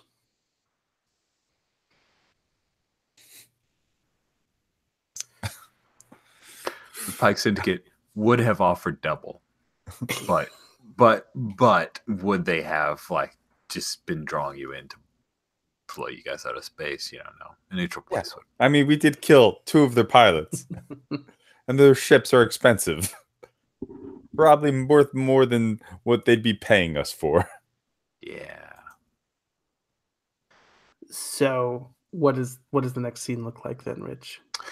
I think the next scene is you guys landing on Bespin. There's a squad of stormtroopers that are coming forward, and they take over Tanis, and they check him with they inject a little needle into him and check his blood. And one of them says, "Good work. As soon as this processing is done, your payment will be handed over and transferred to your accounts." And Urena and Tysoon are coming down and disembarking from the ship. And Tysoon comes running up to you. Uncle Kai, Uncle Kai, I want to stay with you. I understand, but Uncle Kai has to go someplace that's dangerous. My job is to put bad people in jail, and there's other people that need my help, just like you did. So, I'll come back and visit. It might seem like a long time, but I'll be back, and then we can play again. I would like that. I know. In the meantime, here is a picture of me, and it looks like a little baseball card, with information on the back. Nice. I'll call whenever I can. Urena she comes over, warmly puts a hand on your shoulder. Gentle beings, if there's ever anything I can do for you, if you ever need a hot meal or a place to crash, I owe you so much. Thank you. Oh, and by the way, there's a shatter gun in your freezer. If you ever need it. Okay. Those are illegal? Yeah. Well, So I think that we were going to try and also smooth something over with her boss, right? Mm-hmm. Mm-hmm. So I think we'll step in and say, you know, I think we should have a meeting with the boss. You do that for me? I mean, Of course. that would be great. We did say we would. Thank you. So that we kind of skip ahead. I don't know if all three of you are involved or not, but I'm imagining, I don't know why, but this is like a cafeteria that she worked at. So it's like an Ugnaught. Remember the short, squat, like engineering dudes? There's a bunch of them on Bespin. This is an Ugnaught that, he's got like this hand where he's lost a couple fingers, so he can no longer work in engineering. So they forced him into running a cafeteria. He hates it. He wears this like little suit, and then he's got a short desk, and everything's Ugnaught sized. It is, except for there's a couple of chairs that are about human size. That is the predominant species on Bespin. I like the idea maybe that the Ugnaught desk and chair and stuff are up on a pedestal so that we're still looking up at him. Oh yeah, I love that too. Yeah, it's like he climbs up and it's Ugnaught size, but it is raised up, so he has to go up several sets of stairs. And there's like a ladder on the back of his chair that he rigged together himself. So he's got the Ugnaught ham hocks going on. He's trying to look all officious, and he says, "I understand that you absconded with one of my employees, and you wanted to talk to me about it." Well, she was kidnapped by her ex-husband, so... Personal problems aren't my problem, if you understand. She wasn't here for her work shifts. Well, he's an Imperial criminal, and this is an Imperial station, so if we were helping out the Empire by retrieving your employee. I think you get one advantage die for using the Empire as leverage, and you are trying to influence him to accept Urena. All right, so back into her. One advantage die, one to try it. Pheromones? Yeah, I think he's not immune to your 3. pheromones. All right. He's nothing but an Ugnaught with an Ugnaught's courage. So I think I know I think I know an Ugnaught here on Bespin. Oh, that sounds awesome. I'm going to drop their name during this conversation. This isn't necessarily someone in charge, but someone that he, that everyone kind of knows. Yeah. I love it. All right. And that's an assistance for you. Cool. That's +2 dice then. All right. See, I've got 4 successes. Wow. Look, I'm very good at influence. Yours, yeah. Well, you only need the 3s. That's right. So this guy's name is Inker, and he says, "Oh, wow, true. Helping the Empire. Oh, you're saying that Grugnuk is a friend of yours?" We are aware of each other, and Grugnuk would like to see your help, your assistance in this matter. Never expected to have to deal with Imperial, but well, Marina is a good worker. I'm glad you saved her. Do you want some food? I think we're good with food. We can make Bothan food if that's what you're worried about. It's been a long time since I've had Bothan food. I think I'll take some Bothan food. That sounds great. He like swipes up on his little data pad and pulls up a little menu, and there's like a sub menu in there, and he shows you some of the Bothan delicacies. He says, Irina's a good server. I'll get her back to work. That's very good of you, and we appreciate. She was very helpful to the Empire for what happened during our trip to recover her. Well, Palpatine helps to keep the peace, so it's good. It's good. Damn rebellion.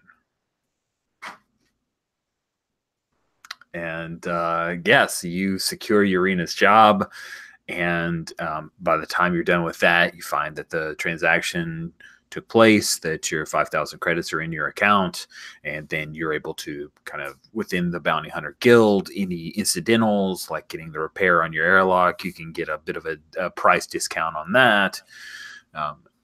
So yeah, you guys end up with a good bit of money left over. Anything that you want to do before we close out this hunt? I said I was going to give her a... I was wondering if you'd remember that. Recompense. I don't know the actual word, but yeah, I'll give her some of my share. A little recompense for... Yes. Yeah, sounds good. Yeah, that's awesome. She's big fan of this. Cool. She's going to give you the shatter gun and say, I don't know if you could sell this on the black market or something, but like, I really don't want this in my house. Okay, I understand. I appreciate it. I've got a holdout blaster now for security's purposes, one that's licensed. No, that's good. It's good. I'd hate to see anything happen to you. So. And tell Zudo thank you as well for this weird gift in my freezer. Yeah, he was just being safe. Okay. So that will bring an end to the hunt for Golan. Your bounty has been paid, and you can close that one out. You guys can go ahead on row 52. You can go ahead and put down each of you have helped secure Golan.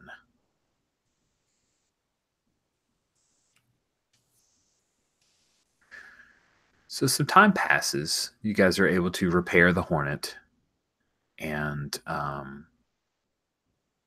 things will pick back up. Where is it that, and I kind of like to keep it you're on one of the, either you're on the Hornet or you're on one of the planets kind of within the outer rim galaxy map that we've been working within. It's been a few days. I'll ask Zuto. Taking a look at the cool pic with Java and Bespin Hoth. By the way, just a little bit of After Effect, you find out there is a very like black market famous street doc on Javan who is specialized in base swapping and surgical alterations to different species. Well, great. So you're asking for a nearby planet that we should be... Yeah, it's where we're going to kind of pick up when you guys receive on your notification on the next bounty. Well, I think it might make sense that we would have taken that Nothoin corridor out to Area Do, because that seems like quite the crossroad of a number of space lanes. So there might be, a lot of information passing through there, some rumors, some bounty potential, things like that. Nice. It's because you're still there and you're actually in Area Do, which is the cross point of Rima and the Hydian Way, as well as the Lipsic Run and Nothoin Corridor. That is a nexus point. That is a damn good place to set up shop. I've never even looked up Area Do on the Apparently it's Grand Moff Tarkin's home planet. Oh crap, it's the primary world in the SWS sector, one of the Outer Rim's most active trade centers. It's out on the intersection of several hyperspace routes. Originally been on the Area Do bypass until the Hydian Way was remapped to run through. Rather than Seswana, terrestrial planet, 4th position from the star. And this looks awesome. Polluted. Ooh, the climate's polluted, and an orange haze appears in the lower atmosphere. dominated by heavy industry and toxic byproducts spewing from numerous unregulated factories. The foul is air, land, and sea. Most of the inhabited regions on Eriadu are heavily industrialized, a blocky utilitarian architecture. That's wicked. This is a great, like, I love Eriadu. So in the time in between, Caius actually put out information on in his Bothan spy network or bounty hunter network that it was the Crimson Pike Oh, so it's the Pike Syndicate in the Pike Syndicate. Yeah. The Pike Syndicate attacks bounty hunters and has gravity wells to pull us out of hyperspace. Nice. So they all know very well what's going on. That's pretty cool. And yeah, that little surprise, they can't spring it on anybody anymore. Oh shoot, what is this?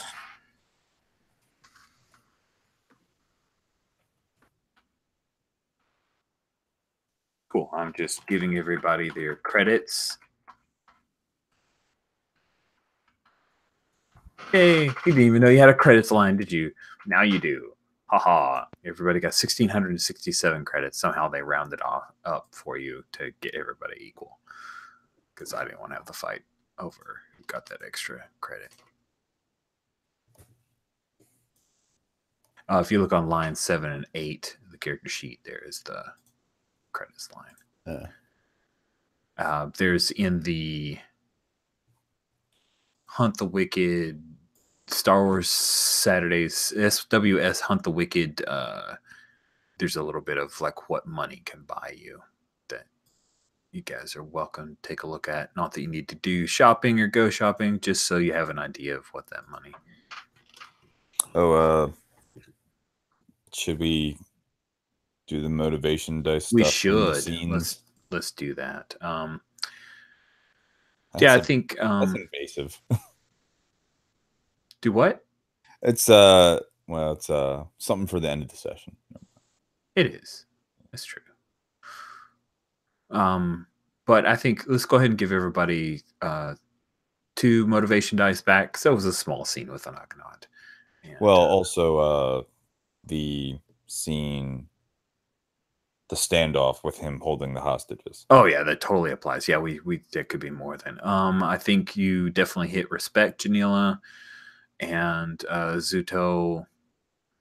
I know I kind of made you were a bit of a non-factor in the face-off, but you're pretty honorable here in the face-off, and less honorable in talking about the after effects with the. I don't know. I'd say it balances out to zilch. And then Discovery, you definitely used that one, Kai. So we'll give 3 to Kai and Janila and a mere 2 to Zuto because he was a little dishonorable in his. Let's go to the highest bidder. Go back to the guys who double-crossed us. Like, what is up with that? I love it. It's shifting loyalties from Zuto. And I'm going to give a portion of my credits to the orphanage. Awesome. Yeah. Just cleared off the top to where you got a grand left. That sounds awesome. I will keep it all to my greedy self. I gave 100 to Urena, so I don't know what's acceptable. So if I need to give more, that's why I was sharing that. Doc just say I got an idea of scale of money. Like 100 gives her. You said 100 gives her like fancy daily living. all right, yeah, yeah, whatever. Yeah, it's basically a week's wages worth of wages for her. Like however long we were gone, I'll give that plus a bit. Okay. Yeah. So we got 2 from the Ugnaught scene, and then the motivation stuff from the previous scene, right? Yep. Yeah. So you guys happen to be at Eriadu when across the board you get the notification that there's a bounty for another 5,000 credits for a Herglick by the name of Zenzul or Zenzul. And if you guys check, there's now an unhidden tab called Bounty Orca Thorn. It was never hidden. What? Yeah, No, I saw it was hidden at some point.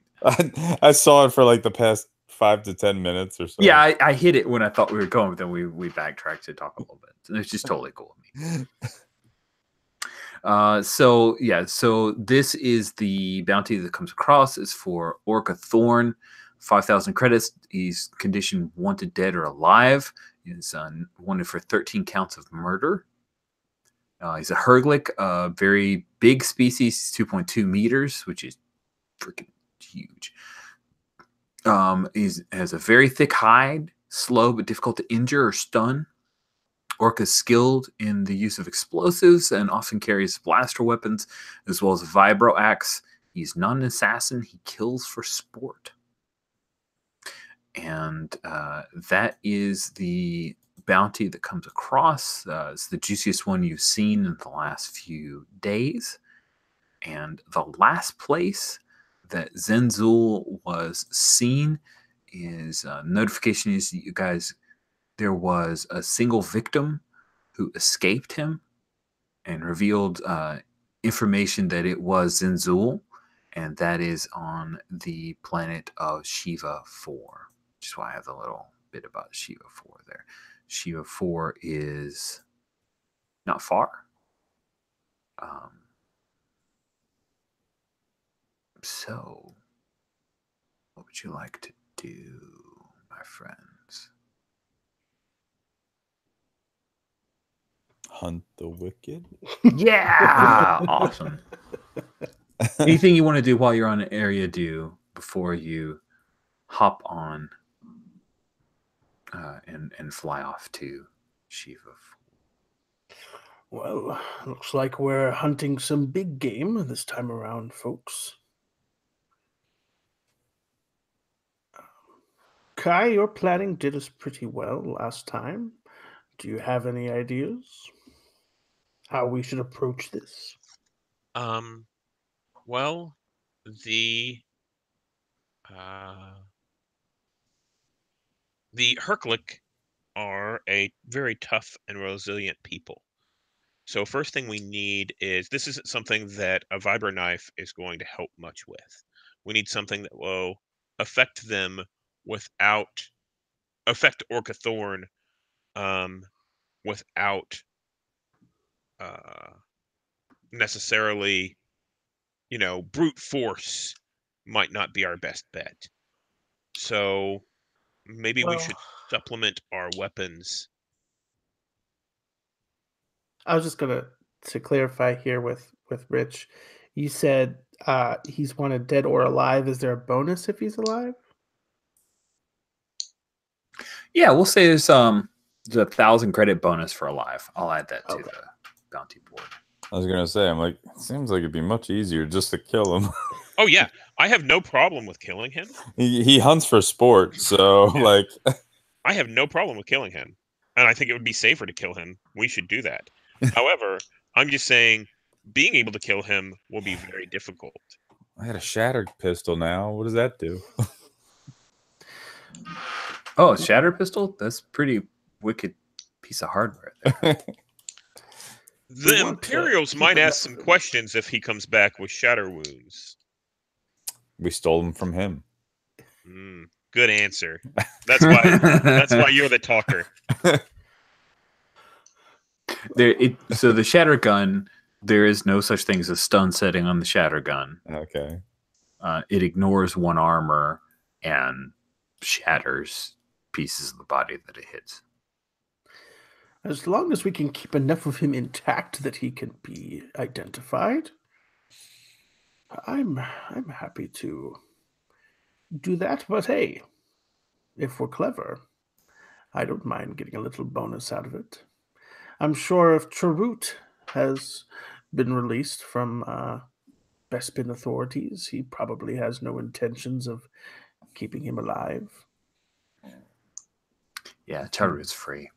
He's already sent you guys a nasty gram. The nasty gram is a picture of him holding a pair of shackles, and on one of the shackles it says Janila. I respond with a picture of his bowcaster. Oh man, this is such a great troll. I'm like trying to hoist it over my shoulder, but I'm like, it looks good, doesn't it? I think I also sent back a picture of our successful bounty, number of credits. Nice. Are you eating though? He hates you guys. Dark. Ooh, okay. So, Rich, how much would it cost to have like a back-mounted support for the bowcaster for Janela? Let's say it's like 100 credits to basically get a gyro stabilizer for the bowcaster. Done. Okay. Yeah, that's awesome. Oh my god, that's great. Yeah, I didn't mean necessarily. I'm not saying this twitchy, Stephen, but I wasn't trying to say, oh, let's go shopping. But I just meant, No, it's okay. Fictionally later, we're like, oh, and then we pull out this shock net that we bought on Iriadu or whatever. All right. So yeah, I've got no problem like catching him alive if that happens.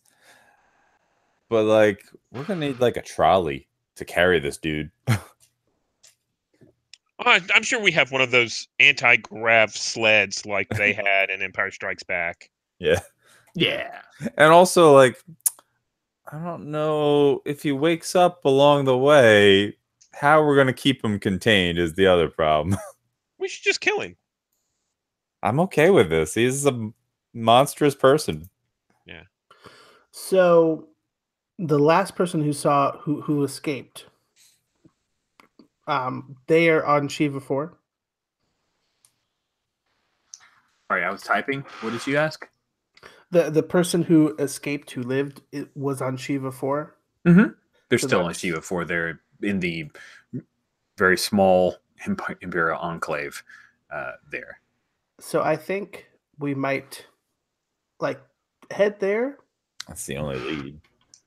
and on the way, I think one of us maybe could look up the other killings and see if we can make some sort of a pattern. If there's a particular Yeah, you could look for some leads. Sounds good. So I'll do that. In addition, I looked real briefly at the Herglick race, Mhm. and they seem to be very pod-oriented groups. They have groups. So he has a pack, and I'm going to look to see if I can find any other members of his pack. That sounds I think awesome. that's PAAK. Cool. So, yeah. All right. Good. So you guys are headed to Shiva 4. You're doing some research on the way. And the things that we have is Kai is looking for info on the PAAK. And you guys are securing basically a grav sled so that you can carry his body or a carcass, as the case may be. Anything else? I want to make sure I got the... Okay. Oh, PAKK. Yeah, what? Star Wars spelling stuff weird? That's okay. All right. Let's have Kai doing research.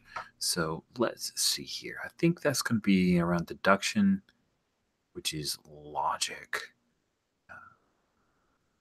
Try to find a bit of information. So that is a competent roll. You just need one success, and that can generate a lead for you, which of course will give you guys a motivation die. Okay. So, one die for doing a thing. Mm-hmm. Let's see.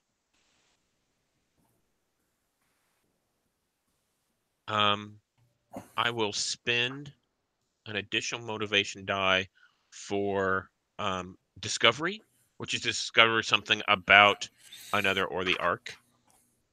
And I will spend an additional one so that whenever I make a contact, I gain their trust successfully. Nice. Yeah. So I think that is a total of 2 that I spent, a total of 3 die.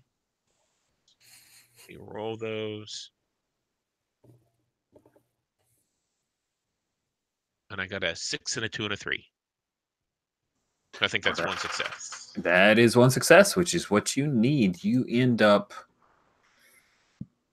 getting in contact with a member of the Herglic species.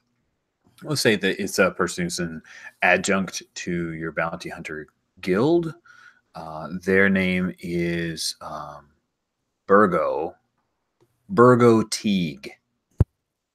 And so you catch as you guys are in hyperspace, you set up and have to bounce through a couple of buoys, so it's staticky, right? It's that thing where it's like the blue hologram and it kind of phases in and out a little bit and warbles.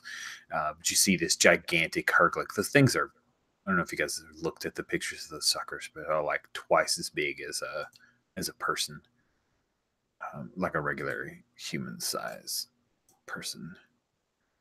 There's a nice pic in Wikipedia that gives you a nice visual there. And he says,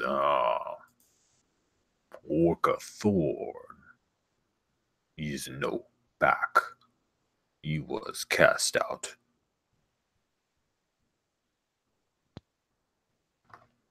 No good. So that means that your people and his former pack would help us find him. Yes. Yes. Where would, if you were dishonorable as he is, where would you go? I will tell you this. Zenzul calls himself Orca Thorn. He stole a ship from my people. He went to Shiva 4. Okay. We have location of the pass where his ship crashed. We deactivated it after he went into hyperspace. It was our hope he had died. But now we find a victim. We are sorry that he was not dead. I give you that location. You hunt and we him. can search the ship. Yes. Okay. Thank you. That is very helpful, and you did all that you could.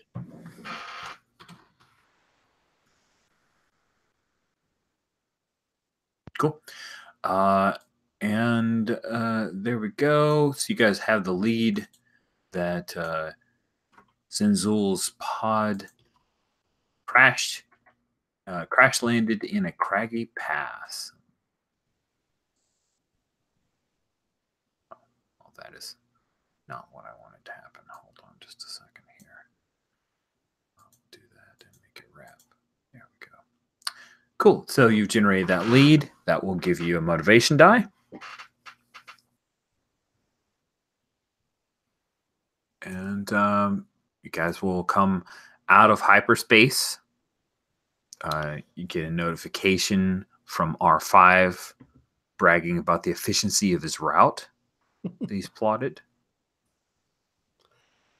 So efficient that we might even be able to make some room for some entertainment.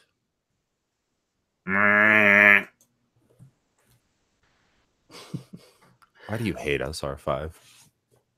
Was Zuto able to cobble together some information on the previous victims? Ooh, cool. So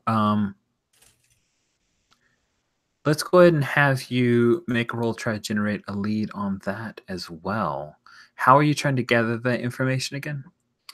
I think it's mostly just pulling information from Hollow News reports and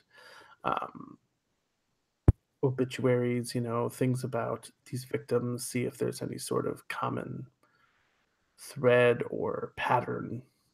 Okay, cool. I think seems like it's another deduction roll, so it's logic. You're just doing it through a different avenue. You'll just need one success. Okay, I will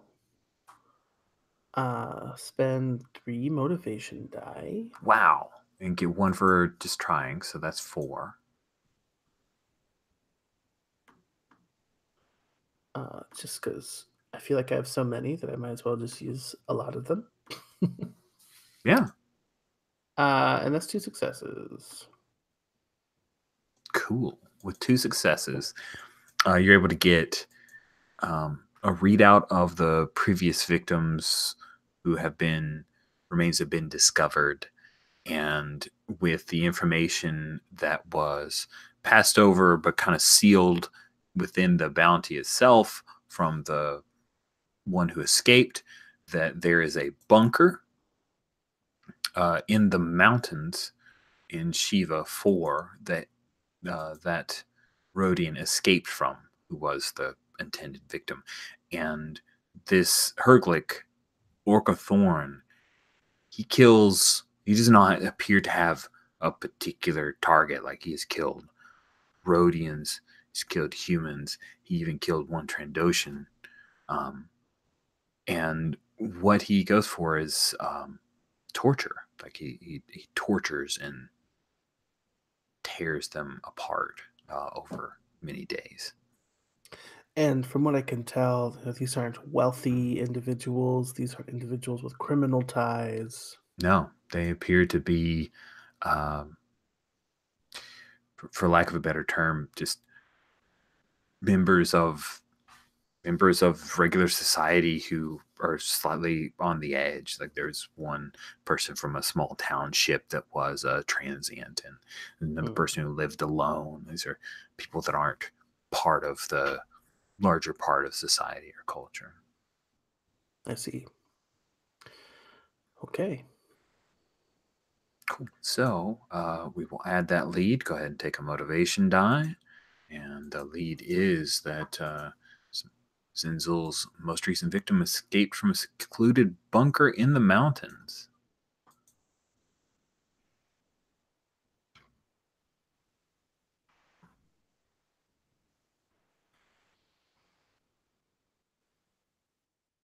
Do the same thing we did before with that one, because there we go. Cool.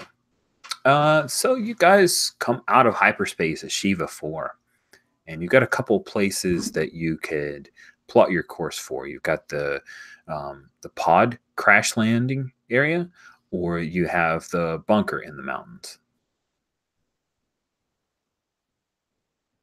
What do you do? This would be Janila's call, I assume. She's the pilot. How far are they from each other? They're not terribly close. I mean, by ship, easy travel. By foot, not great. There are a lot more landing spots near the secluded bunker than there is in the Craggy Pass. But just to actually answer the question, they're about 30-minute flight. All right. Let's go with the Craggy Pass. That may be difficult, but we have somebody with a jetpack. Oh, that's true. Craggy Pass. All right. And I hate to do this, but I need to take a 2-minute bio break because I ended up misusing my 7 minutes from before having a conversation. So I'll go on a quick bio break. I'll be right back.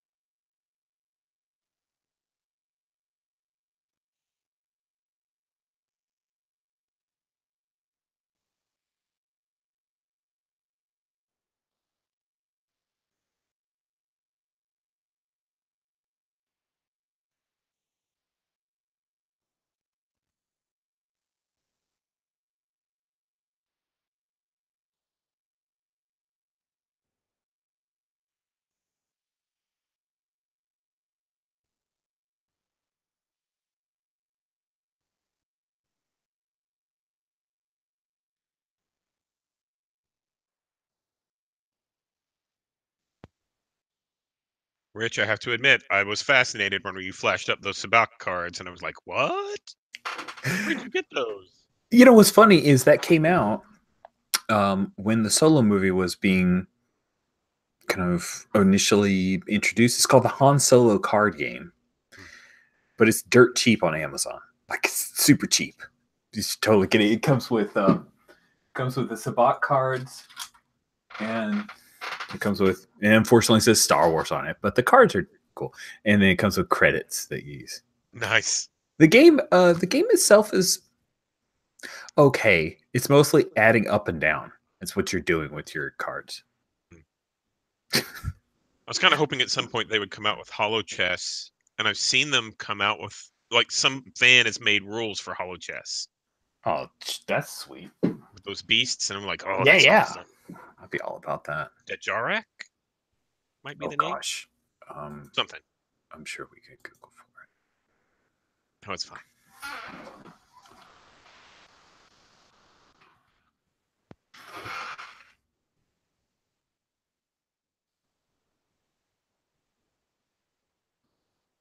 Dejarik, yeah. Good call, man.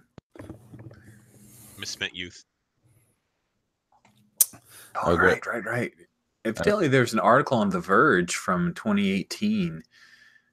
Disney is allowing people to play Dejarik Holo Chess for free on iOS and augmented reality through ArcKit. Ooh. Wow, that's insane. Are they really doing that? I don't know. I'm going to find out later. Wow. That is a project for after game. Holy cats, that would be sweet. I regret not signing up for the PTA version, Rich, when I had the chance. You regret? You should regret. It's going to be awesome. I've never so played excited. Primetime Adventures either. Such a good game. I was just like 9 a.m. I'm having such trouble with that, but I understand. So PTA to me is really difficult sell for Gauntlet. And I kind of bent our open table by saying, I need you to sign up for all the sessions, but I'm fully committed to trying to make it work. And maybe I'll find a way to hack Primetime Adventures to where it's better for open table. We just run like every episode as a pilot, but you lose so much. Yeah. In my opinion. You know what you need to run for Star Wars Saturday is Worldwide Wrestling. What? Yeah, why not? Okay. You say they don't have wrestling in the world of Star Wars? God, that would be funny, man. It's like your species doesn't matter. It could be the droid wrestling from Solo. The droid fights. What did you just say about before Worldwide Wrestling? There was Primetime Adventures. Primetime Adventures, and the challenge of running open table. I've played Primetime Adventures 2 or 3 times, but it's always been as one-shots. Ryan Macklin has a hack that he calls Blockbuster Adventures. And ask him to see if you can get a copy of that, and if not, get in touch with me, and I'll see if I can't find something. Okay. Yeah. I'll check it out. I mean, it's pretty simple. All it does is it makes one person during the one-shot the protagonist, and you're shooting for more of a movie feel than a TV series feel. Oh, neat. Yeah. I actually want to run Action Movie World at some point. I just don't know if I want to do it in Star Wars because it's so meta. But it's similar to that, like the idea of a single star and then supporting stars. Good. Oh, well, let's jump back in with what time we have left. We're just going to probably just get through maybe one scene, maybe 1.5 before we go. So you guys come in and Zenzul's crashed pod. You guys kind of come hovering over. It's like it's no longer smoking, right? It's actually got a light coating of snow. This is a high peak within the mountains of Shiva 4. There's a part of me wants to paint the scene, but I think I'm just going to, for time's sake, just like you guys hover down, you find a little clearing near a frozen over lake. Do not want to land on the lake. The Hornet is far too heavy for that. I mean, if she sinks in, you're okay. It's built for space. It's not like water's going to hurt it, but then you got to swim through frozen water, and that would suck. All kinds of shebs.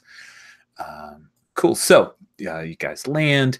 We kind of see a couple bits of you guys tracking up. So what do you guys? This is your action figures. Is your winter wear? So I'm kind of curious. What does it look like?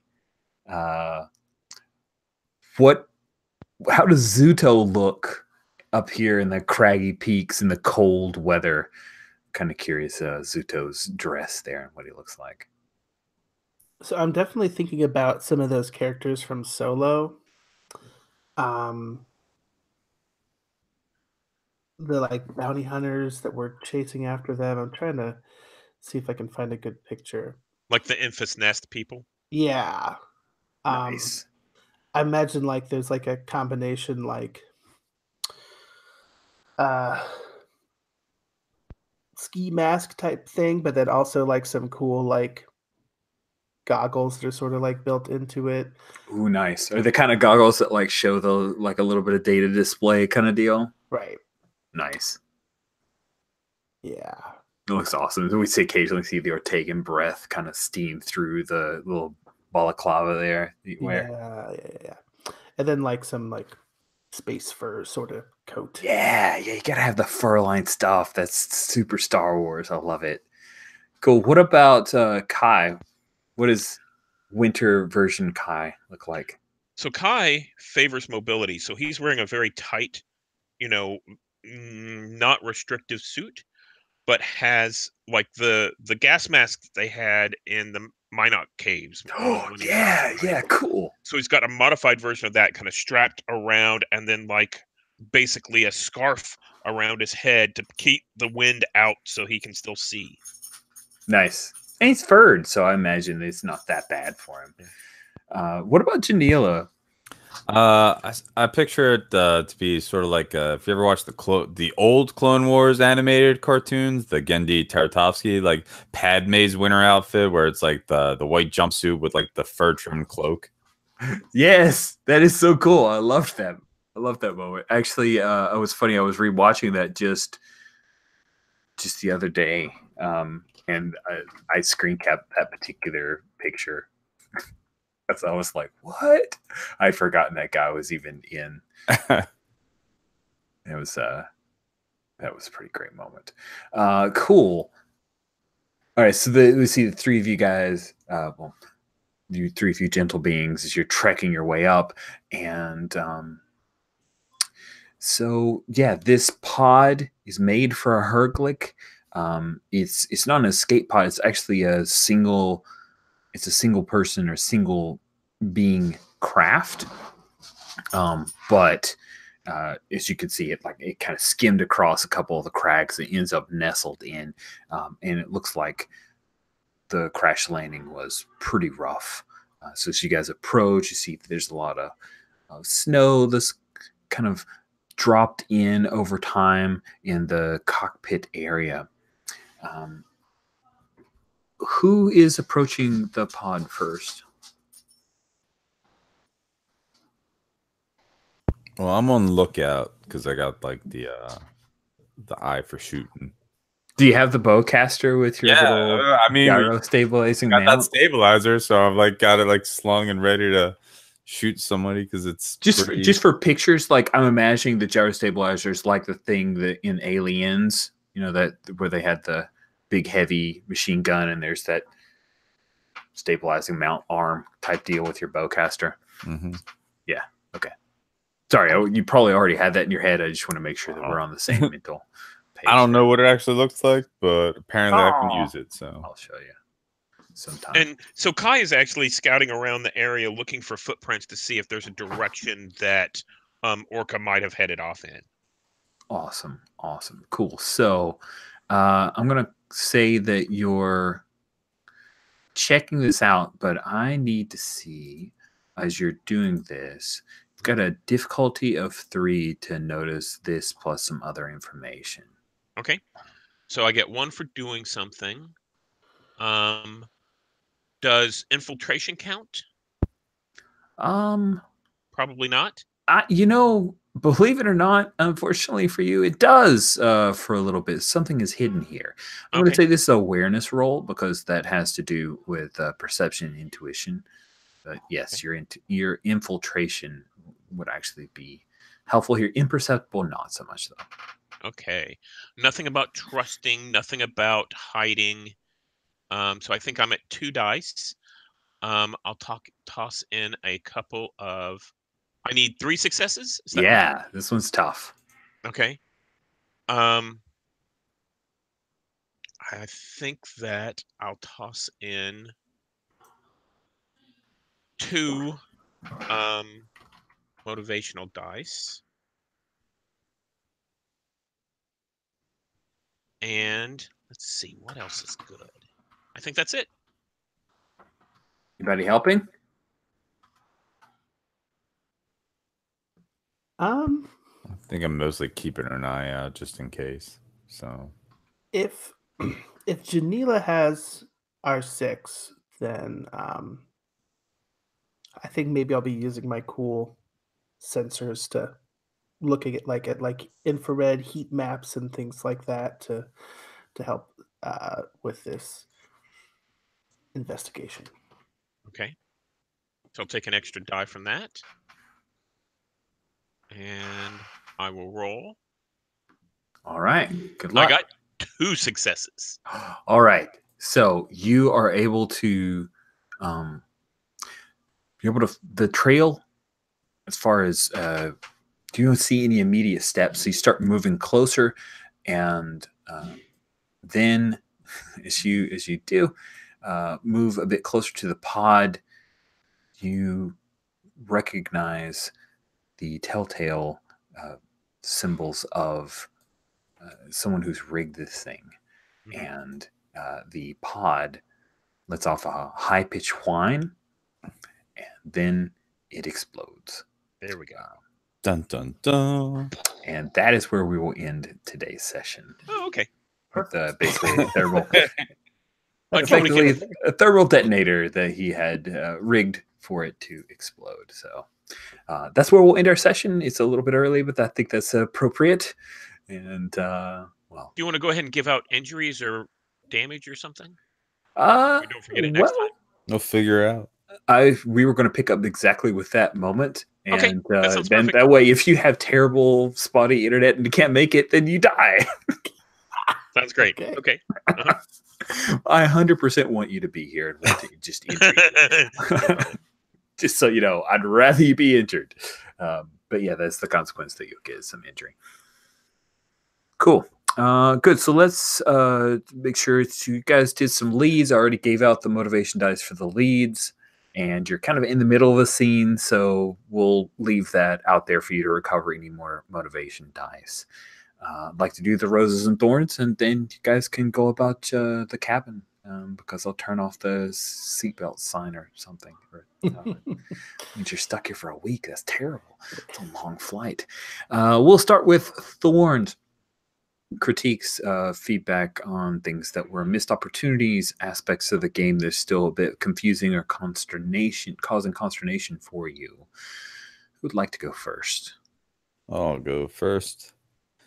So while motivation dice are cool, the fact that you have to like deal with them after the end of every scene is kind of like intrusive. Mm-hmm. Like, because like our natural instinct is just keep playing as the scene keep advances. roll forward, but you gotta kind of hitch up. But like it's like, oh yeah, I'm low on motivation dice, and we should really do this. So I have those motivation dice because it's like, the mechanic of the game.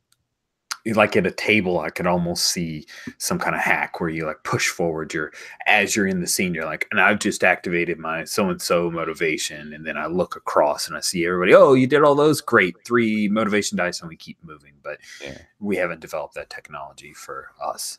Yeah. Anything else? No, that's it. All right. Who wants to go next? I'll go next. It's something along the same lines. Again, there's really interesting. The motivation dice cause you to pull in your motivations and do things in order to get more. I don't know that I feel bounty hunterish from this game. Maybe I'm missing the. I expect something that makes it feel more like hunter versus prey. Or I'm not a game designer, so I don't really have a good explanation of what a good mechanic to do that would be.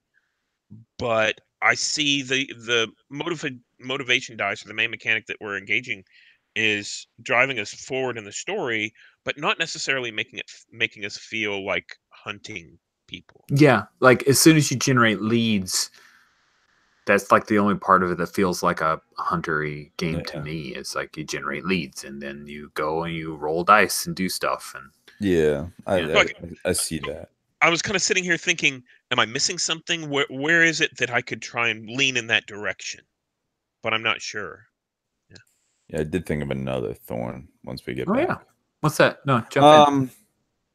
The mission-based aspect of the game leaves me wanting. Oh, okay. Yeah. Like, because it's just like, all right, here's the mission, go do the mission. I'm like, all right, so that's what the game's about. And it's not my cup of tea in general. So, like, we're making fun I'm making fun in spite of the mission-based aspect, not because of it. Interesting. Yeah, that's gonna be a tough one to cure for by next session, but I'll see if I can open it up. Maybe we'll get back to try. Well, I mean, that's just the design of the game. So yeah, we're here to play this game, so no problem. But okay, cool. Thank you, Joe. Thank you, Stephen. Michael. Yeah, I mean, system-wise, I can kind of agree with you all. I'm still figuring out the economy of motivation dice and like how many should I spend and how many should I hold, and I'm still just trying to figure out how to make meaningful choices with the number of dice that I spend. Spending a lot felt good, I'll say that much. And yeah, it feels a little like Monster of the Week, which isn't necessarily a bad thing. I'm really intrigued by, in particular, these two moves of collateral damage and let them go. I just feel like part of the reason why we might not be using them or looking to them is because success is kind of somewhat easy to obtain thanks to the motivation dice and things like that. Mm-hmm. I would like to at some point. I love that, like that dilemma, of like we're in like I was thinking about that moment where we were stuck and it was like if we didn't have such an awesome sneaky Bothan, and if he wasn't so competent and capable, this might be a moment where we have to decide between collateral damage or letting him go with his daughter, which was really interesting. So I really liked the scene where Kai like got him up with the cord, and I love that we had to get even more gritty and he had to slam him against the wall. That's kind of what I was hoping for with this game, is that it'd be a little bit grimmer and grittier than Star Wars, like because we're bounty hunters, so like having to like garrote this guy and then like knock him against a wall, like that's a little bit farther than things would go in Star Wars. So I liked that, but it felt like a little bit of a like a short circuit, that we didn't have to really deal with this sort of ethical bounty hunter dilemma. So that's something I would like to see, is us kind of push to a point where we have to decide maybe if we have to consider taking one of those options. That's all I had. Yeah, I will tell you that so for the Golan hunt, that's from the quick start for Hunt the Wicked, and I just modified it to make it Star Wars-y. And then this next thing is actually called Mountain Prey, and it's a hunt that was released from Ben Dutter's quick start. And I will say that I think this one's a little bit more difficult. Like the difficulty numbers are a bit higher, so we may edge into the idea of like let it go, or exactly how that's going to go. So we'll see. I think that that's valuable feedback, though, Michael. I'll get you on that. And constructing these, like one of the things I like about Hunt the Wicked is that, like countdown clocks, you can set a difficulty for a scene, which is the thing I tried to do with escaping the gravity well. But like building the roles aren't blowing me away. Like they don't, the stats don't feel the skills don't feel very flavorful. Like, and they don't feel very bounty huntery to me either. Yeah. Like, yeah, they feel generic. Yeah, they feel this is definitely a generic system with building leads on top of it. And then a bunch of like setting stuff, which I scooped out, right? So the remaining bits, yeah, I could totally see this. Yeah, 1%er. Like now you said Monster of the Week, I'm like, shit, that's a good idea. I love that you try different systems. And something I enjoy. I'm glad to get an idea of this. I don't want us to. Yeah, no, I'm not giving up either. I'm still processing. This is what I do. I process out loud. And sometimes it sounds insulting, and that's never what I intend. I compare and contrast. That's how my brain works. Yeah. So I just feel bad giving feedback, especially to a designer when it's like, well, I wish your game was more like this game or that game. It's hard. It's hard. Good. So since you went last on Thorns, you get to go first on Roses. And hey, a rose to things melting because now you have water, right? Yes. Oh my gosh, I was so happy.